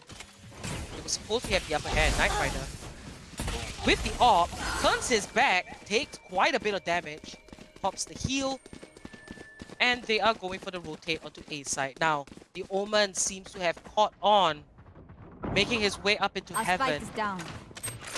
Edge picks up Hopes without him knowing. And there's the flick, does not connect. Knight Rider gets a second chance. 14 seconds left on the clock. He might as well just go for the save. And he's gonna shift walk away to safety, not give away any audio cues. 2 seconds left. He might just pick up this kill. Thrifty round for Rising Vipers Bravo. Well played. It was an eco, but they still pulled through. So you can see that team strategy and communication is very much prevalent on the side of the defenders. Yeah, for sure. Like the team strategy, communication, and the fact that they haven't really like boomed yet in terms of mental, they're able to pull it back in a eco round. That's going to be so important for them, because now that they have full buys, if they're able to get another victory right here, that stabilizes the economy game for them entirely. And suddenly, like as we said earlier, right, like Rising Vipers Bravo, they are going to be much better on attack than they are on defense. So they just want to get to that stage. Drifter though pops to run it back, comes out, gets a kill, and then sends himself back. Shivy gets taken out by Missile. GodParticles might be losing their vibe a little bit. Drifter with the spray. He's gonna back away. Throwing a Molotov. And he's just gonna wait. Now, this is what I like about Rising Vipers Bravo. They are gonna sit back and not push out, because they are on the side of defense. Drifter finds Knight Rider Amber. Got He's gonna spotted. come back in, You're out. picks up the kill Careful on now. his clone. And Ascension finds him from the window, takes him out. 4-5. Rising Vipers, Bravo, sticking true to their name. They are rising back into the competition. Yeah, like really good by them, especially in this round to, as you said, just stick back. They have such defensive positions, and they using the Viper on the B side. That's not something you see commonly. Usually, you see the Viper in the A side or C side, so he's able to use his camera in the long position. But they're using the Viper in the B side here to compensate for the fact that you don't have a Sage. Viper sort of acts like a Sage in that regard, where he's just able to shut down any entry to the B side whatsoever. They're gonna switch it up though once again, and I really like this from Rising Vipers. Bravo, they're switching up even their defensive positions almost every round or every other round to keep GodParticles guessing. That you don't know where the Viper trapfire is gonna be for sure. You don't know where the camera is gonna be. Cypher, I mean, and therefore you're sort of left with this indecisive state. Like, is he gonna be in A? Is he gonna be in B? Where do we go? Indeed. I do feel that Cypher works best on C, but that's just Yep. a personal preference. We have seen teams put Cypher in both A and C, and like now what we can observe here from Rising Vipers, they've opted for the Cypher on A. Now, GodParticles waiting for the right time to attack. Full buy for both sides. Spike is on Sage. Common strat to put it on your support. Now, Woman has taken a different position. Amber, waiting patiently. Oh, and he I know comes out at the exactly wrong where. time as Ascension picks up 2 kills. And he might just find the third. He does. Now he's hungry for blood. It's a 4v2. Will Ascension get that ace? Missile. Gets taken down by Hulks. Drifter finds Hulks. 2v1. Lunatic Monster. And Shivy. Gets taken down. 5-5. It seems really even today. Round of 16. This is where the competition gets very heavy. Yeah, no more 13-0s, no more 13-2s or any of that stuff. We're in the stage of the tournament where every team does have 2 chances now. So every team wants to make it to the winner's bracket ideally, because as you play through the winner's bracket, you basically have this feeling that, hey, we're safe. Even if we do get matched against, say, Velocity Gaming or like one of the best teams in this tournament, you feel safe because you at that point you can go down to the loser's bracket. You don't get that same comfort if you lose this game and end up going to the loser's bracket, because once again it's back to that do or die stage. So both teams want that like little bit of advantage. You see the Hunter's Fury come out of GodParticles immediately, not finding anything. Knight Rider wins the op battle though, 2 for 2, 3 versus 3. GodParticles making the push down to C. Oh, Missile. Pulled off a great shot. Picks up Shivy. And the Neural Theft does get activated before he dies. GodParticles. They're on site. Spike hasn't been planted. 2v3 situation. Looking a little bit dicey. Rising Vipers, Bravo. They break the barrier down. And they have to be calculated about this. And I hope they don't run in all together, because they would just line up for the spray. Knight Rider. It is a C-long plant, and that's the first kill for Knight Rider. The Cloud Burst. Gonna push in. Ascension takes out Host. 1v1 situation. And that's a triple kill for Knight Rider. Nicely done. Another point for GodParticles. Knight Rider played that so damn well. He first won the op battle against Lunatic Monster. Then he plays it really smart, retreats into the cubby, gets the pick into the Omen right here as he'll peek through. And then once he gets that pick right here, and he knows that the smoke comes out, yeah, he gets the pick onto Edge. He sees the jet smoke come out as they try to force the defuse. Ascension does take down Hoax, but like he's able to deny the final defuse, and that was so key, because if Knight Rider did end up losing his op, they would be in such a big economic disadvantage. He holds onto it and gets the point for his team. Absolutely humongous. Joke's over. You're dead. Moving into this round, it is the last one before the swap. Going Can up. RVB potentially make this a 6-6? It would be a good way to end off this first half. Knight Rider finds a missile. Proving to be a beast on this orb, actually. Has a resurrection available.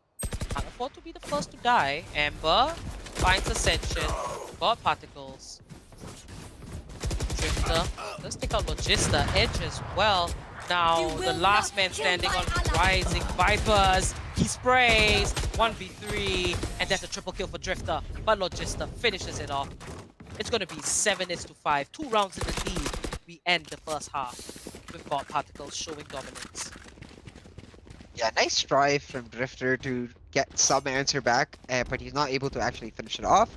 And with that, we're going to be going over to the second half, and this is where it's either do or die for Rising Vipers Bravo. Their side is much better when you're attacking. The double info, double viewless composition without the stage that they're running, you can burst into sites so fast, and given the fact that you basically almost always have the literal advantage over your opponents, you have to take the instant fights, because in the extended fights, the stage for GodParticles will come through, heal whichever player does get hurt. GodParticles here though, you see them? 3 members stacking into C Garage. Are they going to go for an aggressive push down C Garage? It looks like it. The Paranoia is put out, and we see a dark cover. Shadows Going on to C long now. RVB, they're charging in. It could be a good thing or it could be a bad thing as they lose Shivy. 2 members are low. They don't have the Sage. And this is why they're going to struggle in this pistol round. First round since the swap. Careful now. GodParticles seem really comfortable on the side of defense. Cypher, he has left his camera in A, so we can see the strategy here from GodParticles. Stack all their men to C and B. And have that surveillance cam at A.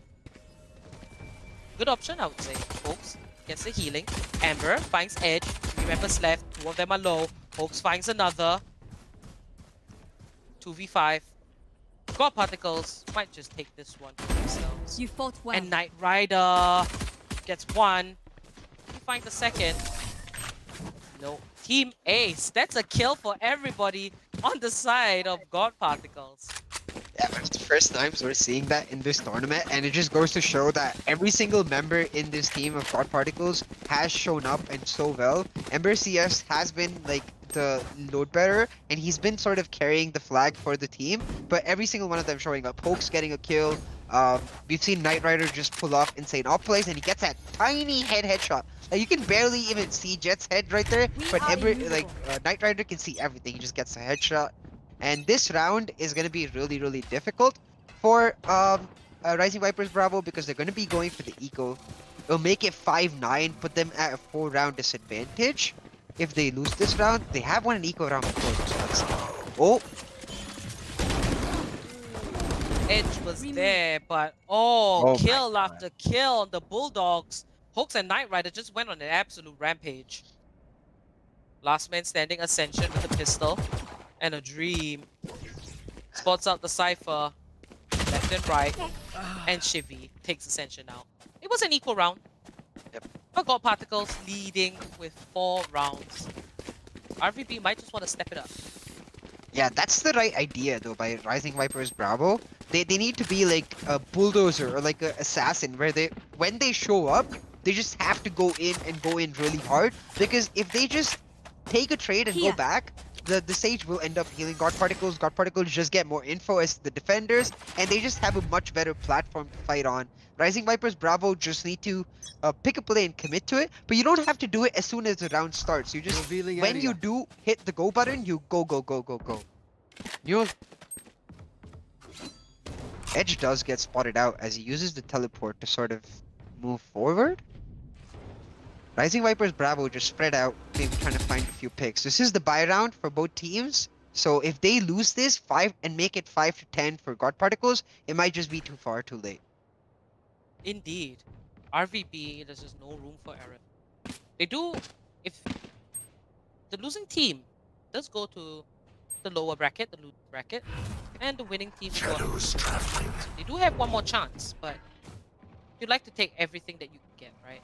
And go as long as possible under Knight Rider. Yikes. But there it is, missile, dashes in, finds Hoax. He's looking for his next prey. There it is. Nope, Shivy is gonna take him out instead. Lunatic Monster with the return kill. 3v3. Sova doesn't have much health. That's a 1-for-1. Logista coming in with 2 kills. Edge spots out I have the spike. his teammate, but Logista coming in massive with triple kill. And GodParticles. 10 is to 5. Now, this can go 2 ways. It's either GodParticles just continue winning for the next 3 rounds, or RVB pulls off a Team Camilla's kind of.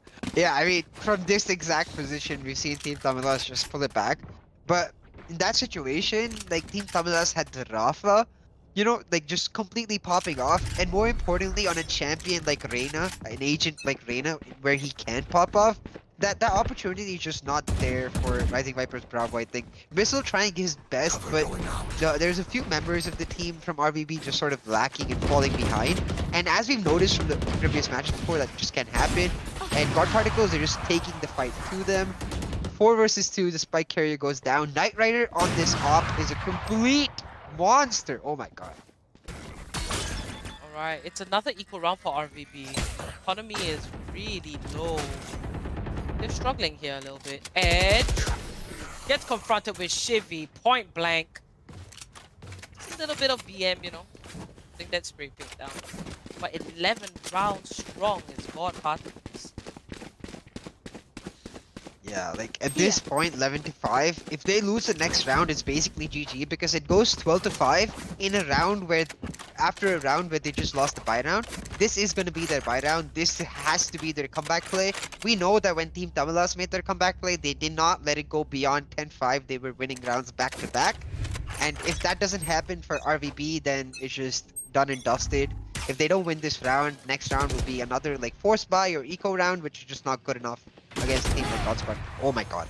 Oh, Knight Rider gets shot off onto Drifter. Ooh. Logista spots one, finds Missile. Knight Rider with the AWP. It's gonna change direction, but the last 2 members, they were on A side Ascension. Find Shivy. Not again, boy. They Not found again. my wire. The bomb. Oh. The spike is all the way back at attacker side spawn 2v4. Now, if RVB plays this right, they could win this round.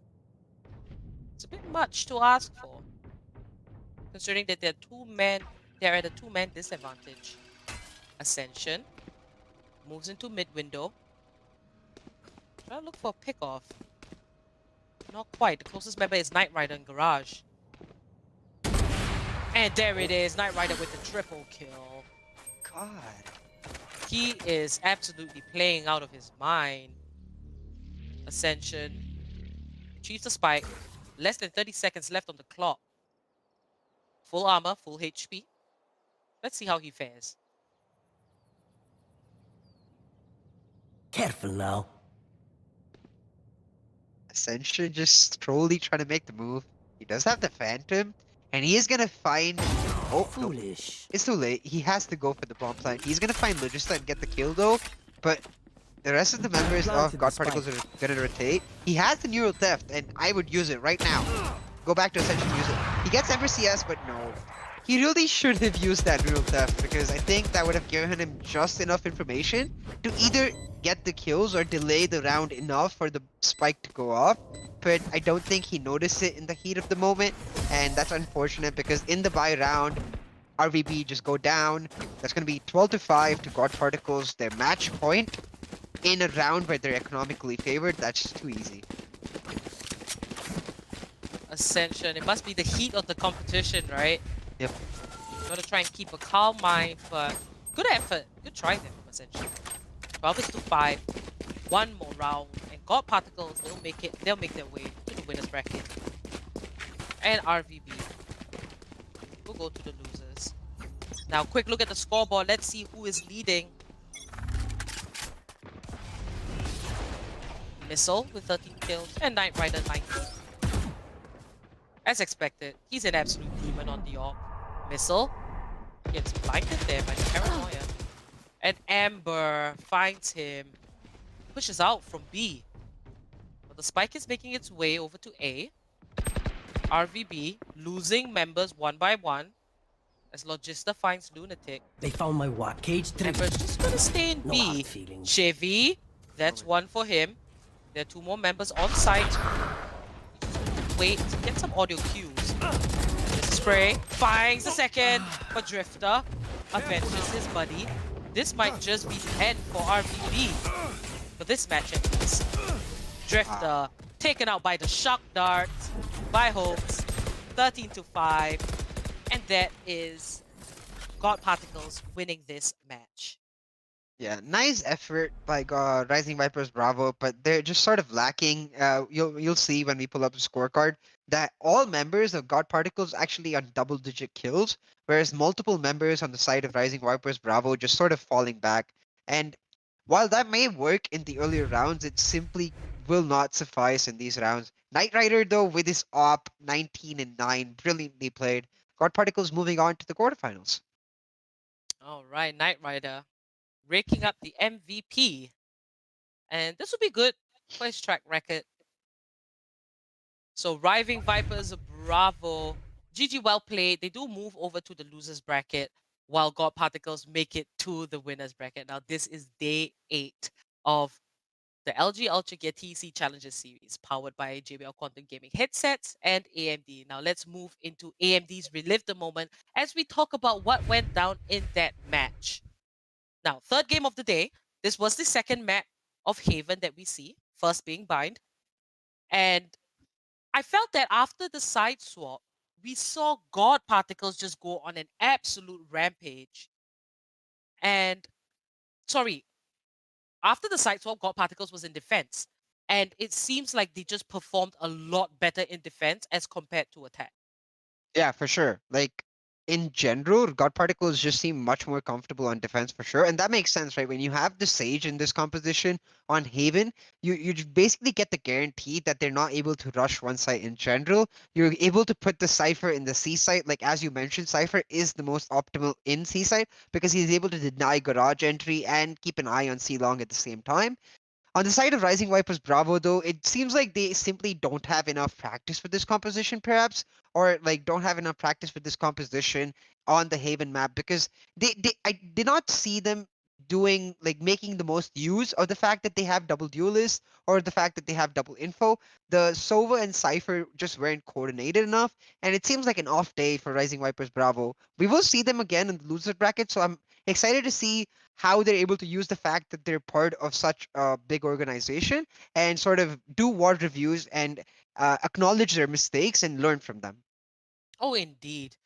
And GodParticles, a team to definitely look out for. Knight Rider especially had some mad shots. And Logista did carry a lot of weight too. He did play extremely well. He was there when it was needed at some really crucial parts.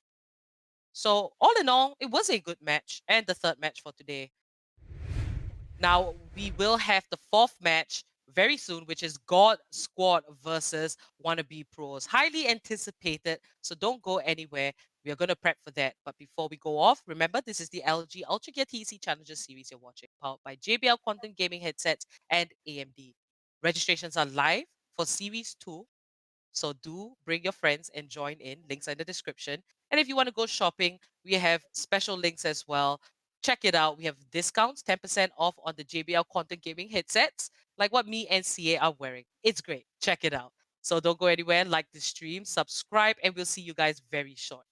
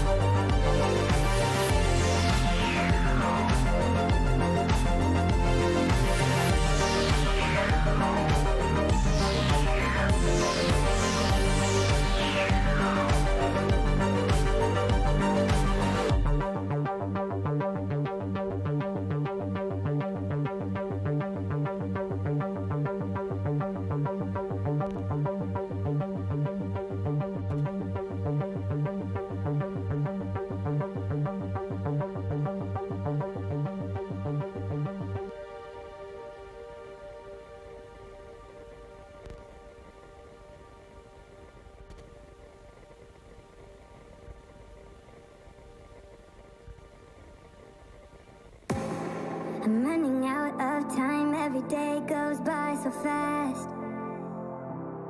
And every moment counts, baby, I don't wanna miss a thing. We can sleep under the stars, we can sleep under the stars, or hang out in hotel bars, driving somewhere in your car. We can sleep under the stars, we can sleep under the stars, under the stars.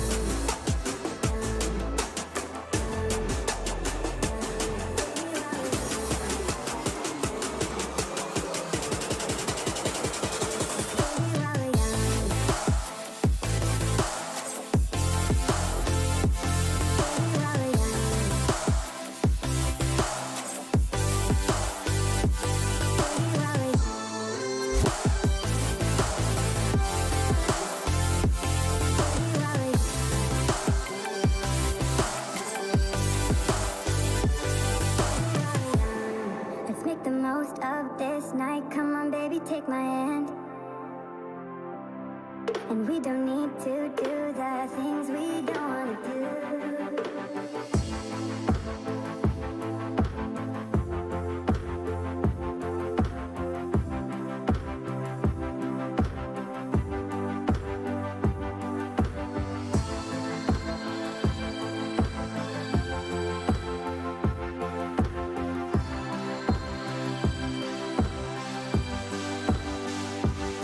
Baby, while we're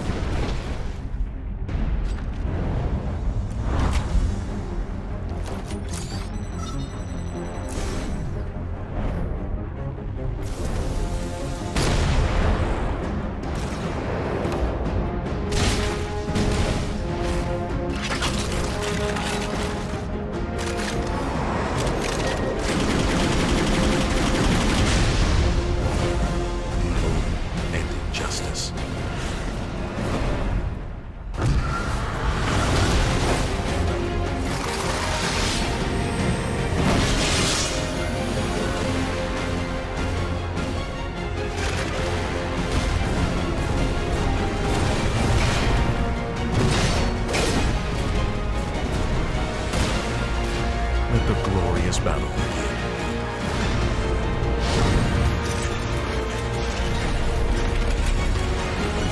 Geared up for victory. LG Ultragear Gaming Monitor.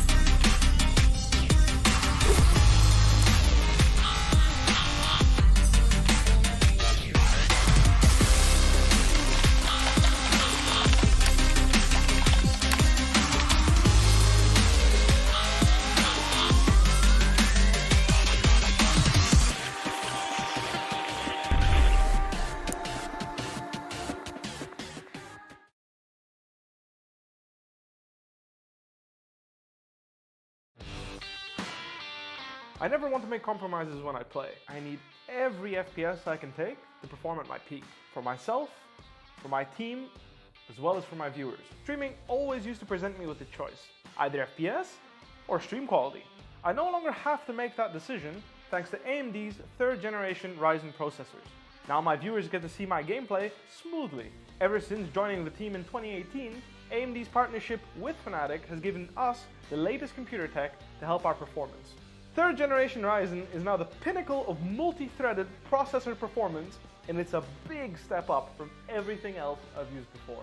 AMD have listened to our feedback to make sure they make the best products possible so that we can simultaneously play as well as stream at the best setting. That's why I use AMD's 3rd generation Ryzen processors.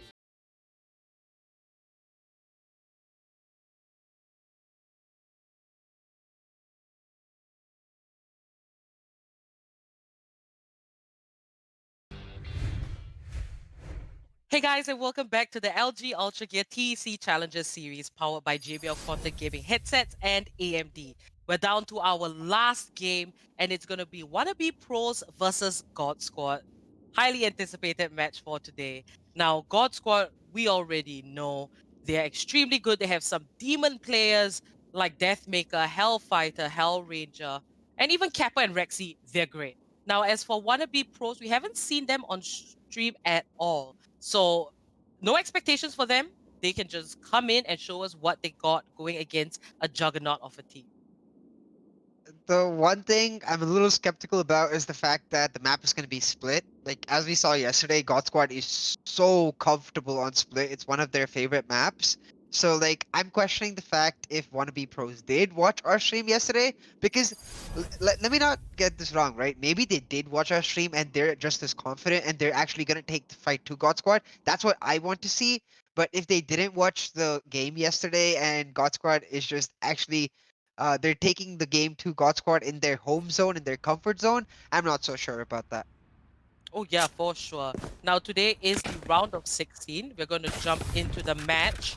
And the winning team will move on to the winner's bracket, while the losing team will go into the loser's bracket, so they still have one more chance. But of course, you know, we want to take what we can get and rake up as many wins as possible.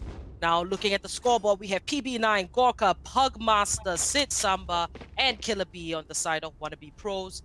And for GodSquad, it is going to be Deathmaker, Kappa, Rexy, Hellfighter, and BRC. Now, I don't think that is the same player. That's not Hellranger. It is a sub. So, is GodSquad going to prove to be just as strong with a player subbed out from what we've witnessed before? Or are they actually going to falter? We wouldn't know until we see. But Sid Samba gets the first kill of this match. He's on that raise. Headshot with that close. And now he drops the boom bot. Deathmaker takes it out. Sid Samba picks up the kill with the nade, and that's going to be very valuable for WannaBePros as they find themselves with the one-man advantage over GodSquad. Bomb buddy out. GodSquad down, member versus WannaBePros in defense. They do trade 1-for-1, and so it's going to remain at the same thing. GodSquad at a serious disadvantage, but Deathmaker is still alive. So don't throw them away just yet. This man can carry his team in a 2v3. Let's see if they can actually make a push here, because they've been on A ramps for so long. The other team just knows. And just like that, Pugmaster gets the kill. And this is going to be the round 1 win for WannaBePros. And that's absolutely humongous. Because you, as you said, you want to take every win you can get in terms of matches and the game rounds. So comes down to this. Rexy with the spike. He can actually get a kill maybe. Gorka trying to weave, but he's not able to. 2 versus 1. Maybe Rexy can clutch this for his team. Rexy, he has the spike, 20 seconds left to spare. He's still gonna go for A side, and it looks like the Sage on the defensive side, he has rotated. 14 seconds, brilliant Pharah, buys Rexy some time. 10 seconds left, on the spike. Now, he would have to defend this one, and PB9 just takes him out with a headshot. Quick and clean. Parkmaster, just looking around. Nicely done by WannaBePros. Showing early dominance. Now, I feel that this match is going to be really close. Like, both these teams are going to go head-to-head. Or it can be proven. Yeah, good effort by GodSquad 2, Rexy specifically, to try to clutch it out for his team in the end. But yeah, like, as you said at the start of the match, it's a little bit weird looking at the sub for Hellranger. But if you think about it, I guess it makes sense. It is the first round of double elimination, right? Now is the time where GodSquad, they are comfortable with their original squad, but now is the time if they want to check out somebody else and see how exactly that person slots into the team. Because having a 6-man roster is so much better than having a 5-man roster, as you can split the duties of like which person is mastering which agent, and then decide on the basis of the map. Our tournament does give you spots for 2 substitutes, so if you're able to use those substitutes properly, you become an actual God squad rather than just a God 5-member team. Having said that, at this point, WannaBePros, they're gonna want to stake their claim, right? Like, if they're against the God Squad, just a little bit weaker without their main player. And since Samba, he's been firing from round 1, gets the first kill. Killer B gets another in what is gonna be an eco round for God Squad. So let's see. As you said, I certainly hope that this game is extremely close and WannaBePros make a name for themselves and prove exactly why they want to be pros. Now, God Squad have won equal rounds. Saw it against Team Camilla's yesterday, last time. But here's a spray, Killer B! Triple kill, flawless for WannaBePros. Nicely done. But it was an equal round, so as expected. He did face, if he was in a 1v2 situation, but he still managed to get the spray off pretty accurate, I would say. Yeah, just spraying his honey on point, Killer B getting multiple kills. And just like that, like WannaBePros going 2-0 up, this round will like sort of define their confidence going into this game, because if they're able to win the pistol round, the eco advantage round, and then the buy round over God Squad on what is considered to be their like home map, then it's absolutely humongous and gives them so much confidence for the rest of the game, especially since they're on defending side. They need every single point they can get. Indeed, Deathmaker gets flashed. He's gonna back away to safety, but he's going for the peek again. He has a spray, but PB9 catches him off guard. Hellfighter. Deciding on which way to go. Here's the firewall, the spray, and Hellfighter picks up the kill on PB9. WannaBePros, 2 men down. It is a full buy round. Yep. And this is the round that really matters because it ultimately sets the momentum. Smoke's down. And Killer B drops the smoke just to deny a little bit of pressure that God Squad wants to put. Kappa into the mail room. Moving up to B tower. Might spot out the Brimstone. And Kappa gets Killer B. Now this is the man on the Phantom. Picks up a double. And he is ready to take God Squad by the hand. Like, don't worry guys. 2 rounds. That's okay. WannaBePros, last man standing, Sid Samba. Picks up the kill on BRZ. 1v3 situation now. 76 HP. Doesn't exactly look very bright. Because the members of God Squad, they have some really brilliant aim. If Samba does clutch this one out, it'll be 1 for the books. Turns around. And realizes where the shots are coming from, but Hellfighter just takes him out. Round the corner. Picks up his gun, 2-1. GodSquad, you're not gonna take them 3-0 on split. Oh yeah, for sure. We saw a similar thing yesterday too, right? In GodSquad, just like when they get their weapons in and they're settled in, it's just a completely different story because as you said, they have some brilliant aim. And Kappa just headshot after headshot. We saw this from him yesterday, the first ever guy to get 6 kills and the ace on split. So we definitely know what to expect from GodSquad. Having said that, I saw a couple members of WannaBePros choosing to stick to their loadouts with the Spectre and not actually choosing to buy. So WannaBePros aren't going to be set that much back. They are going to be able to afford their loadouts this round. So if they're able to clutch out a win this round, it will be just as good. Indeed, and it seems like there is a pause due to some issues, probably net issues. And not to worry, we'll be back very shortly once the match starts again.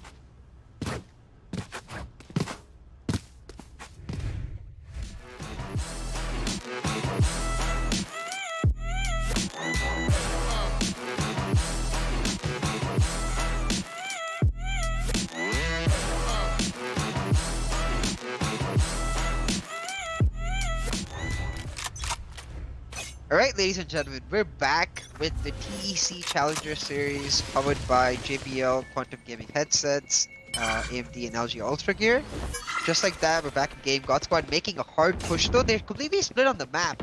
3 members in B side as they look to move towards mid. Aggressive push by WannaBePros towards B mid doesn't find them anything. Raze though, Deathmaker, he's going for the ultimate flank. He slipped in between 2 members of WannaBePros and he's gonna come in right behind them right here. Raze versus Raze. ZeGG wins the duel. He says, I'm the better Raze. Sit down. 2-member advantage for WannaBePros. Remember, that's what I said, right? This round is just as important as the last round. So if they're able to actually get the win here, it's just as huge. 4 versus 2 for WannaBePros. Can they finish this off? WannaBePros coming in massive here, but Kappa just take Puckmaster down 3v2. Here's a spray, 10 HP for Kappa. And ZeGG takes him out. Last man standing. That's BRZ. First time I'm seeing him this tournament. Has been switched with Hellranger. Now, WannaBePros, they should win this round considering the advantage. As BRZ struggles to get the spike plant. Now, 1v1, BRZ, he wins. 13 seconds left. He's got a plant. But the trap wire just buys some time. Will he get the plant off? WannaBePros, they're rushing. And there it is, BRZ. He gets the kill on ZeGG, but PB9 comes in from a different direction. Which is well played to split up. And that will be another round for WannaBePros.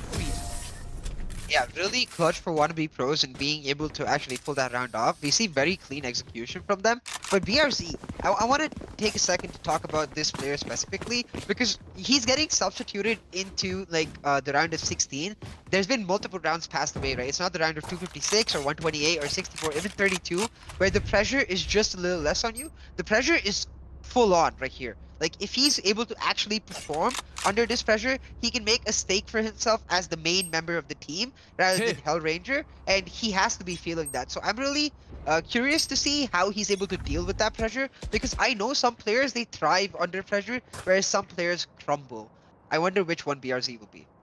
It's always good to thrive under pressure. Deathmaker gets the duel, BRZ. The kill on ZeGG. Going for an 8-side push. Deathmaker. Oh my god. Gets the nade kill. That's Deathmaker for you. Happy dance. And the spike is making its way onto side. Carried by Rexy on that Sage. Deathmaker. 55 HP. The heal doesn't go to him. It actually goes to BRZ instead. Now Deathmaker, waiting for that opportunity. Neural Theft was used. Dark cover, covering Heaven. Killer B finds Hellfighter. 3v4 though. GodSquad still has the upper hand. Deathmaker pops the satchel, and there is the showstopper. Gets the kill on Gorka. 2v3. Doesn't look right for WannaBePros. As Brimstone is low, and that is Deathmaker for you. A triple kill. Nicely done. GodSquad immediately answering back to that round loss and answering back really, really well. I love the fact that both the teams are basically at each other's throats and they're not willing to give up any sort of advantage whatsoever. And the fact that both the teams are actually adapting. The emphasis is on WannaBePros though, because we know GodSquad can pull through. We've seen those 1v X clutches come from both Hellfighter, Kappa, even Deathmaker. We know that every single member of GodSquad can turn up, so WannaBePros will be looking to take every win they can get. And you see the pings coming out from WannaBePros, so you know that their communication is on point. You know that they're constantly talking about what GodSquad could do. No member at A though, and with Deathmaker and Hellfighter moving in through A, they might just get severely flanked. Indeed. Cypher has the spike closer to B, but this is Hellfighter. And Deathmaker moving on to A. Kappa spraying through mid. Shot down to 15 HP. Not a good sight. Rexy takes down Dead. Rexy with the double. Rexy with a triple. Sid Samba ends him. Equal round for WannaBePros. You do manage to take down 2. So I guess that's good for them. Sid Samba at the top of the board. Gets spotted out. Just gonna back away from there. 2v3 situation. And the spike is dropped in mid. Deathmaker's just gonna retrieve it. It doesn't look like a round for WannaBePros to win, considering that have the less superior guns here. Yeah, they make a prediction move to A though. I wonder if that'll pan out because GodSquad are moving to A. This might just be the genius split. Oh, no. Hellfighter just like, nope. Hellfighter picks up Gorka. Last man standing. Is that raised now? They've got 10 seconds to plant the spike. And they have that time. As the last survivor, Sid Samba. 42 HP. Looking for a gun to save. He might not actually go for this. He's actually going to take a chill pill, relax, get that Phantom. And GodSquad, they might go out for the chase and look for that last kill. And that's what you can see Deathmaker is doing. Now Sid Samba and Deathmaker, they might just collide. 42 HP, however, for the defender. Just going to stay in this little cubby and wait for the right time. Will Deathmaker anticipate this? Moving in slowly. There it is. That's Deathmaker for you. You're not going to sneak up on him. He's going to check every single corner and show you his knowledge of the map. Yeah, he knows exactly where Samba could be and is likely to be. And this sort of flank from GodSquad in the starting paying off. But Rexy is so huge right here in the mid fight. He's able to get one kill. And then he'll get a couple others right here to make 3. Bugmaster does get the return back on BRZ, but not before Rexy managed to get 3 kills. But as you said, right, this was the equal round for WannaBePros. This is the round that matters. 3-3. If they're able to take the lead once again and maintain that lead over GodSquad, that would be amazing. Oh, Sid Samba. Coming in massive with that AWP. Immediately makes that investment, pays off. Now, will he be able to stay consistent with this AWP? Sid Samba and Deathmaker moving up ramps. You will not kill The my first one allies. in. Might just come into contact with Sid Samba, takes him out.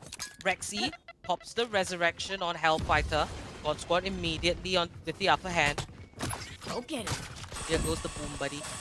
PB9 finds Rexy across the map. And PB9 with the double. Hellfighter returns it. Deathmaker meanwhile looking for a kill on his own. But Killer Bee stings him. 3v2 GodSquad. 1-for-1 trade. Last man standing is Hellfighter. Gorka and Killer Bee. 2v1 situation. Hellfighter has a spike. Moves up ramps. He's just about to approach A heaven. He spots out the Cypher, sprays, gets the kill on Gorka. Now we have seen Hellfighter clutch out an amazing round yesterday. He might just do it again. 59 HP, not to worry. He does have hot hands to heal back up. Makes his way over to Careful now. good choice. Killer Bee, just waiting for the right time. Spike planted. And there it is. With 13 seconds left to spare on the timer, Hellfighter He's gonna get ready. Takes out that trap wire. Slowly, one at a time. Run it back is available. He might just win this duel actually. WannaBePros ready to make their mark. First time on stream.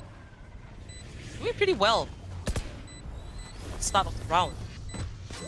But this is where they will come into contact. Hellfighter. And he picked up the kill on Killer B clutch. That is what he's known for. Never fails to impress. GodSquad find themselves in the lead finally in this match. 4-3. Like, he gets the triple, and he's just able to clutch. And it's like at this point, like Hellfighter and clutches is something you can expect. Even if GodSquad is down to one person against like 4 or 5 people, you can't count them out just yet. Like the guys pulled himself out of such difficult situations, and he knows exactly how to play it. Like he's so smart about like the way he approaches even A ramps when he's trying to find the person right there. Giving GodSquad the lead was so key here. If GodSquad had lost the key, their opponents suddenly get the massive advantage. Just like that, Rexy finds one pick, and they're all gonna rotate towards mid right here. As once again, Hellfighter, Deathmaker, the primary fraggers of GodSquad, just trying to push into A. Might get caught out right here. Snuff out. Ooh, Deathmaker finds that opening kill. Now GodSquad, it seems like they found that momentum. But it is an equal round. RZ gets taken down, but it's a 1-for-1 trade. Pugmaster, he's blinded. Careful. Want to get one kill. Misses the first shot. I'm going to use Resurrection this round. It is in one trade. Deathmaker with the last kill. GodSquad 2-3. Yeah, just brilliantly played by the entire team. Like you see Rexy clutch up with like 2 or 3 kills this round, and the fact that they're almost back with their ultimates is gonna mean so much. Next round when they're 3-5 and WannaBePros have full buys, if GodSquad is able to get another win that round, then yeah, for sure. It's like as you said, right? They seem to have found their rhythm, and once they have found their rhythm, we saw it yesterday, they just stomp the other team. It doesn't matter how well the other team plays, because one random member of GodSquad will just stand up and just take every single person down. PB9.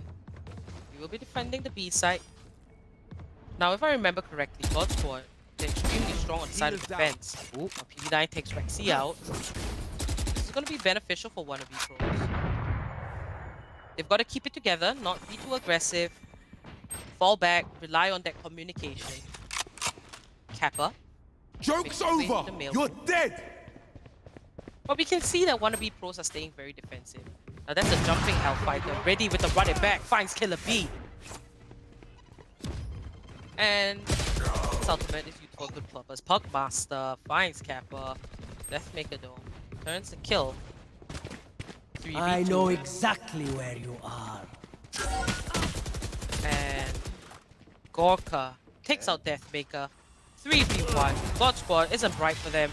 Double kill for Gorka. And I remember him. He was one of the players that did get an MVP the last time around in the previous tournament. Gorka, he knows his way around the map. So This is it should be nice expected that he will be one of the top performers on the side of WannaBePros. Yeah, for sure. He's able to clutch out that round for them. The neural theft coming in from him so important, and 4-5 is so much better for them than 3-6, because now both of them have the full buys. Sit Samba on his trusty op. If they're able to pull through this round again, then 5-5 will be huge. As you said, GodSquad. Oh my. Ooh. Now what happened there? That was a rookie mistake on the side of WannaBePros, lining up for a collateral like that. Deathmaker just abused that opportunity. You have to be a little bit careful. It's not to say that WannaBePros don't have the capability of beating GodSquad, because they are matching up a little bit here. But one by one, they're falling. And this is the thing about GodSquad. You give them one kill, they're going to take the advantage immediately. Because you're a man down, they're going to strategize and figure a way to win that round. Spike has been planted, gets flash, And Gorka gets taken out by Hellfighter. Flawless round for GodSquad. GodSquad should rename themselves. They should be called Shark Squad. Because, like, the way they sort of circle that last person, like, slowly but surely, it's so scary just to, like, look at on the mini-map. I feel so bad for the last player left. Like, there's, like, one by one coming in circle by circle by circle. And then together, every single one of them makes that move and then they go for it. Like, no error left whatsoever. And it's a characterization showcased by the fact, like, as you said, if you give GodSquad an inch, they're gonna take a mile, and you cannot give them that inch whatsoever. So these two last rounds, they're gonna be so important for WannaBePros because they did make that rookie mistake last time, just making that unnecessary aggressive push down into B garage and getting caught out like that. They need to make it even right here because if GodSquad do win the next 2 rounds, as you said, GodSquad is so much stronger defending on this map. I don't know if WannaBePros will be able to pull it back. Deathmaker gets the kill on ZeGG. And Killer B with the Sheriff. Now, it looks like it's going to be an equal before the last round. WannaBePros, they want to go all in. So the spike making its way onto A side. Deathmaker. Try and look for the opportunity. Showstopper is available. Kappa does find Gorka across the map. And Deathmaker moves himself into screens. Will just come into contact with Pugmaster. Takes him out. And that's Deathmaker with 3 kills. Onto PB9. Where is the last man? Will you give the man his quadra? But it seems that Brimstone is running for his life. Killer B does not want any part of that. Oh, wait, no, he's coming back. And he's going to be confronted by the angry gang of GodSquad. Now, even with the sub BRZ, they are still showing up, though. Anything can change once the side swap happens, but it seems like a good addition to the GodSquad. Yeah, for sure, because it makes them unpredictable, right? Now you don't know if it's going to be BRZ or Hell Ranger playing because they've shown that they can be just as good with both the players. And if they're able to make one substitution, that sort of gives them the confidence to make another. After this like round of 16, we're going to start moving into best of 3s. And in a best of 3, like suppose one of your players does fail in like one of the rounds and just sort of has like a loss of confidence, bring that substitute in because he's going to be ready to go. And this now gives them the confidence. You see on the scorecard that it's going to be a semi-buy round for WannaBePros with like the operator coming out for Sid Samba and the Bulldog inspecting for a couple of other players. This round is so important. 4-8 is going to be too difficult for WannaBePros to pull back from. They are playing very defensive and Sid Samba gets the operator kill on Deathmaker. So man advantage in this clutch round might just make the difference. I feel that WannaBePros, you know, they have gotten the first kills of rounds many a times, but they do struggle to defend and stay together, watch their backs, and sometimes there's a few rookie mistakes like lining up. And here it is, BRZ just catches PB9. Bit of a predictable spot. Hellfire does come down. Hellfighter though gets a double kill, both headshots. This man is on a rampage. Oh, and he gets the kill with his Molotov. That's a triple for Hellfighter. Raises the firewall. Gonna put out the flash. Where is the Cypher? Turns around, gets the kill. Brilliantly done. Hellfighter is so clutch. And PB9 just caught right there. Like, yeah, it's a very predictable spot for him to be sitting at. But if you do choose to sit at that spot, then you should be pre-firing as soon as you see the sage wall. You should not be waiting an instant whatsoever. He just caught with his hand down the candy jar, so to say. And then Hellfighter is just showing his... He's so good in general, but Hellfighter on split is like a completely different monster. Like he knows every single aspect of this map, like where you want to be pushing for kills, where you want to be holding back, and he's able to abuse it so well. 8-4 to GodSquad, and now GodSquad will show WannaBePros how to be pros because they're just gonna sit back and hold on and not give WannaBePros even a single inch to move at. So let's see what WannaBePros can pull out because they have to be real creative here. Boys, 8 now. It's a side swap. WannaBePros in attack. Sid Samba. So quick to get the first kills, and I feel that WannaBePros should be able to capitalize on this. Rexy. A few shots, they don't connect. He does take some damage though. Back this. Nope, he's going in for it. They spot him out. 65 HP left. Doesn't have heal. Sid Samba, he's blinded, but Kappa does manage to take out the boom bot before Cover going out. it hits him. Dark cover is out. Kappa swapping positions. What was that?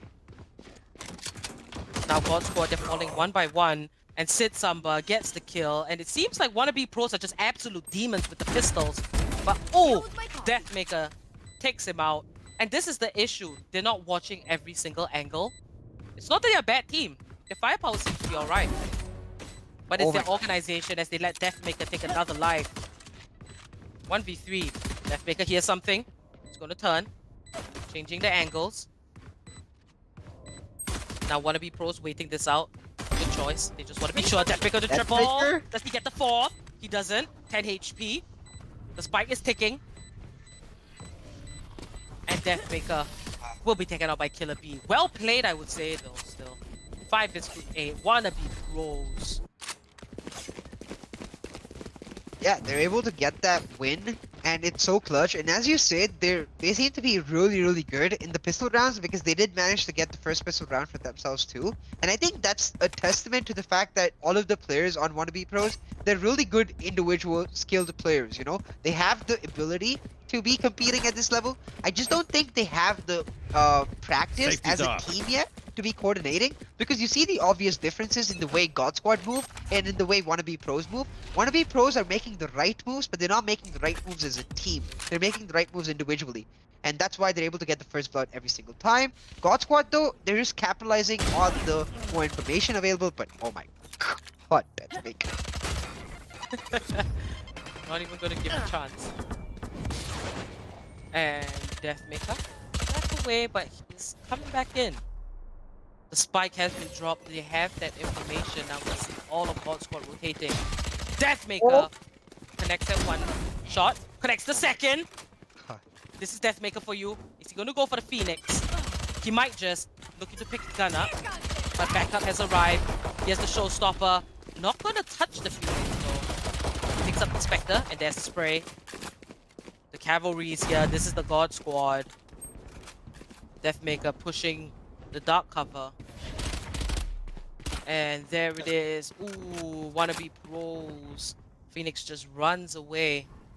He has the spike. He did manage to claim it. Killer B picks up Rexy. Oh, and then reload allows BRZ to get the kill off of him. 2v3. It was an eco round for GodSquad. Deathmaker gets a triple. Never mind eco. They're comfortable on split. And we can see that WannaBePros, they are comfortable here too, but a little bit of a skill difference. 14 seconds left on the clock. TV9. There's the flash. And he's gonna make it just in time. Oh, no! I don't think he has the time to plant, does he? Oh. And it's a thrifty round, just a millisecond too late. If he had planted closest to heaven, he would have got it off. But Cypher was there. He does manage to save the Spectre though, however. But Deathmaker, absolute monster here at A main.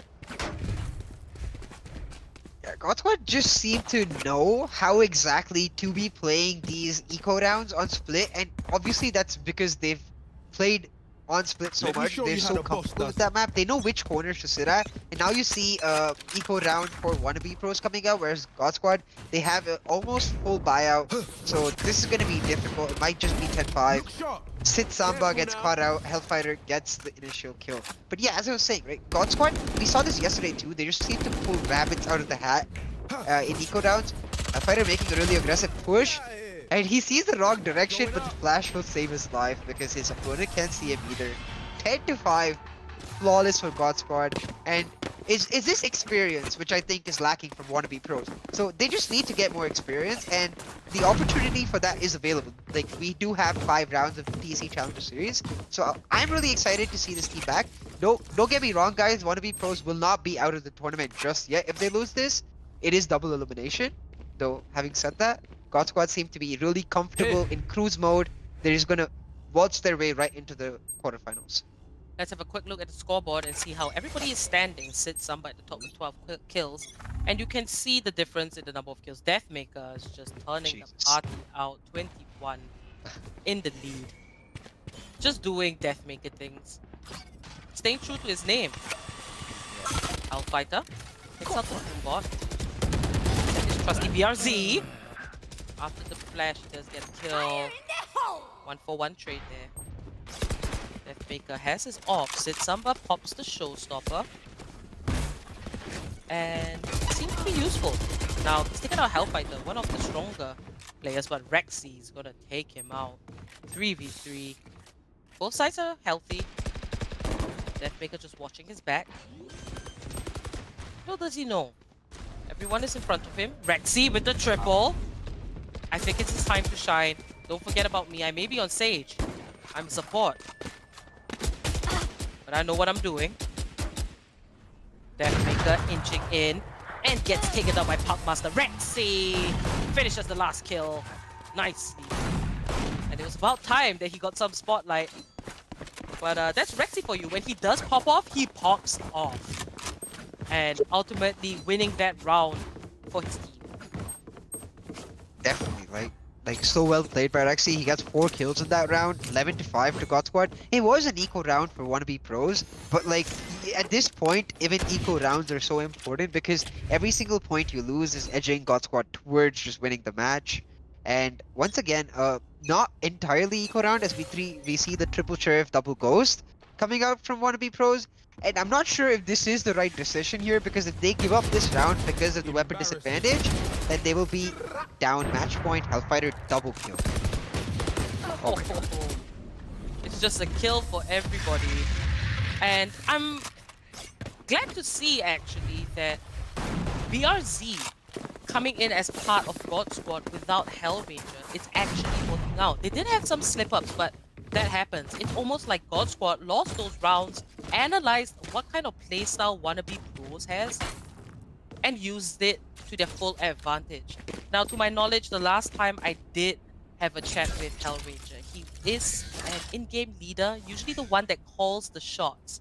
And the fact that he subbed out with BRZ, I have no idea who's calling the shots right now, but it seems to be working. And that's what you call growth in a team, I would say. You will Deathmaker not gets the kill my first ally. kill, but Puckmaster's gonna just revive Killer Bee.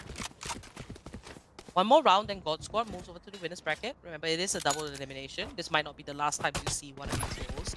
Bomb buddy. Deathmaker with the boom buddy. Brings it out and he's gonna push Ben off. Because he's an entry fragger with the AWP. Deathmaker connects the shot. Nice. Puts his team in an advantage. Nade is out. Launches the enemy's one. Dark cover. Paranoia blinds him. And it looks like a little game of back and forth, but you can see the backstab coming in from Hellfighter. Satchel. Deathmaker, triple kill. And he's ready with the satchel and the showstopper. That's the 4th. BRZ picks up the 5th. And Hellfighter. There it is. GodSquad, they move over to the winner's bracket. 13-5. Yeah, very well played by GodSquad. And to touch upon a point you said about like Hellranger being their in-game leader and then getting subbed out. And yeah, that's so much growth for a team because if you're able to sub out your in-game leader, that encourages growth in terms of other people taking up that spot and becoming leaders. And when Hellranger does come back, say if Hellranger does come back, that's so much better for the team as a whole because they're able to pull that off. But Deathmaker, his ACS is so high every single time. 397, barely missing out on the 400. 26, 9, and 3. He's going to make a stake for his place in the MVP leaderboard going up and above. He might just be trying to take away Hellfighter's spot in raking up some of the most MVPs. But hey, they made it through, and I'm pretty sure they're really happy. Now, GodSquad, they are a team that has showed a lot of improvement, and they seem to be the most dominant on the split map. And I pretty much recognize them for that aspect. Now let's move into AMD's Relive the Moment and talk a little bit more about the match between WannaBePros and GodSquad. So as I was saying, GodSquad on split, they didn't choose this map. It was the choice of WannaBePros. So they did take 5 rounds, and there were many matches today where teams won 13 and 5. It's like 5 is that unlucky number that seems really hard to go past when you're up against an extremely strong team. Yep. It becomes the case of like, so in my opinion, out of like say 25 to 30 rounds per match of Valorant, about 50% of those rounds are given to the better team just by the fact that they're better. 25% the other team clutches out because they are good too. The rest 25% is what counts because those 25% are the swing votes. And if you're able to win those swing rounds, you bake your stake as a better team. GodSquad, they're able to do just that. Like players like Hellfighter clutching out for them when it really matters. Players like Rexy today stepping up so well is what makes the difference between them and a team like WannaBePros, because GodSquad have these multiple members who can step up when one member of the team falls down. As you said, right, even today they don't have their natural in-game leader. That means somebody else in the team has stepped up and taken the position of the in-game leader. So it just showcases exactly how GodSquad seems to be looking for growth in their team in general, in the aspect that they don't not just they don't want to just make it to the finals here. They want to make it to the finals while getting a better team as the rounds go by. And that's something I can really appreciate in a team. Having said that, WannaBePros, I want them to go back, look at this match, and be like, guys, we played it decently. We didn't play it amazingly. We didn't play it poorly. We just played it decently. So if we just go out there, practice a little bit more, make our way through the lower bracket, find GodSquad, and let's try to beat them again. Oh, that's a really nice spray there by Killer B. WannaBePros, they definitely have the potential. I agree with you on that. GodSquad just seem overall more polished, more put together. You see the teamwork, and you can tell that the communication is there. Now, the fact that BRZ, this is the first time we are seeing him in this tournament. It's kind of like his debut match, being part of the GodSquad. I do like this addition. I do feel that he's a great sub to have. So I am looking forward to more matches with BRZ in it. We still miss you, Hell Ranger, but congratulations nonetheless to GodSquad. Now, that was the last game of today, and we saw ZeGG and all the other teams like GodParticles, GodSquad, and Peaky Blinders make it to the winners bracket, and the rest are going to the losers bracket. So it's a double elimination. It's not the last of them. They might just come back. Now, tomorrow, it will be day 9, round of 16 again. We'll show you the last 8 teams. So be sure to be here, subscribe to this channel, like the stream, and click that bell icon so you get notifications whenever we are live. And Series 2 is open up for registration. It is live. Click that link. It's in the description as well. And you know what else is in the description? Shopping links. We have 10% off JBL Quantum Gaming headsets like what myself and CA are wearing. So until tomorrow, my name is Apollonia. I was your host and cast, and joining me was CA, caster, and analyst. So have a good night's rest. We'll see you guys tomorrow. Bye-bye.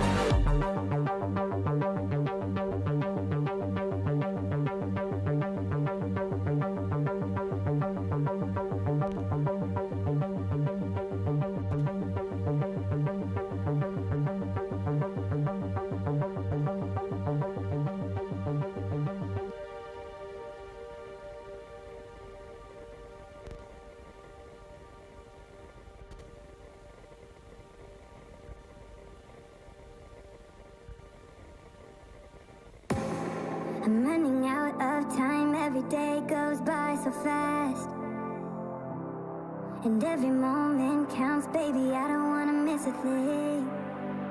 We can sleep under the stars, we can sleep under the stars, or hang out in hotel bars, driving somewhere in your car. We can sleep under the stars, we can sleep under the stars, under the stars.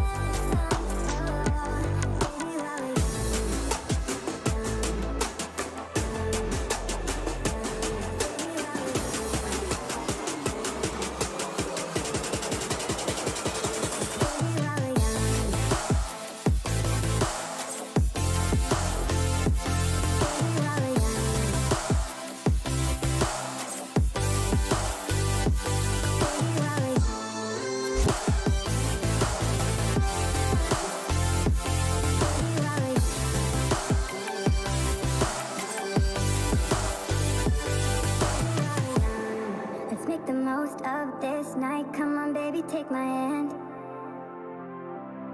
And we don't need to do the things we don't want to do.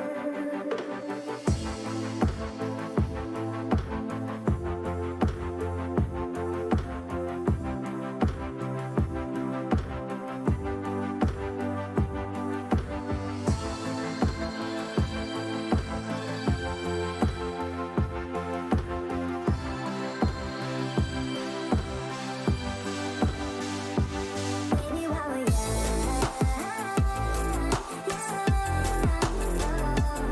baby, while we're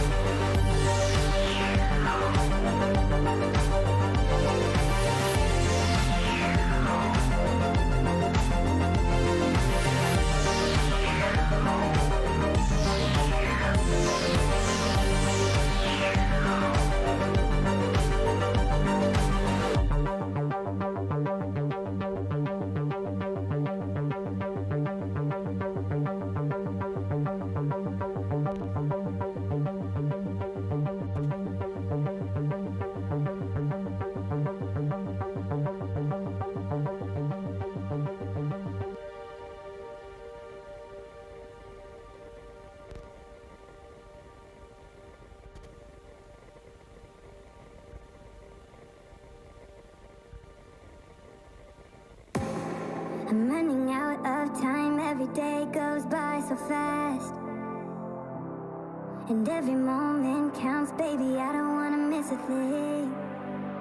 We can sleep under the stars, we can sleep under the stars, or hang out in hotel bars, driving somewhere in your car. We can sleep under the stars, we can sleep under the stars, under the stars.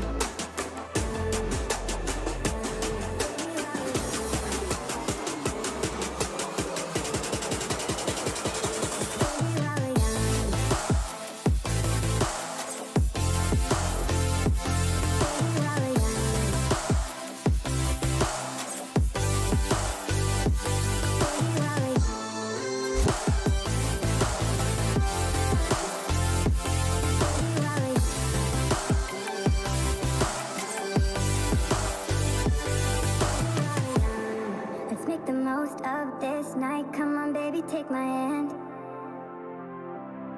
And we don't need to do the things we don't want to do.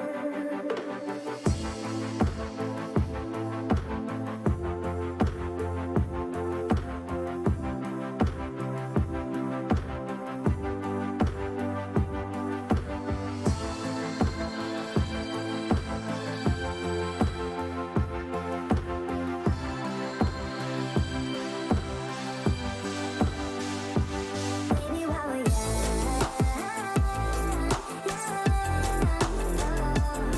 baby, while we're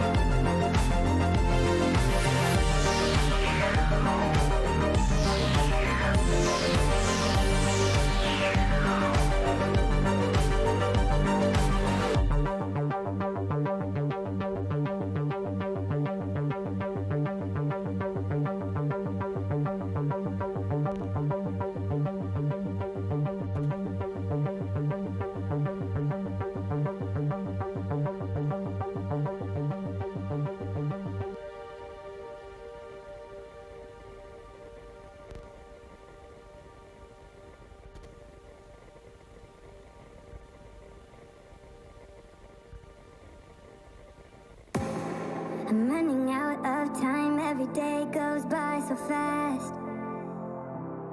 And every moment counts, baby, I don't wanna miss a thing.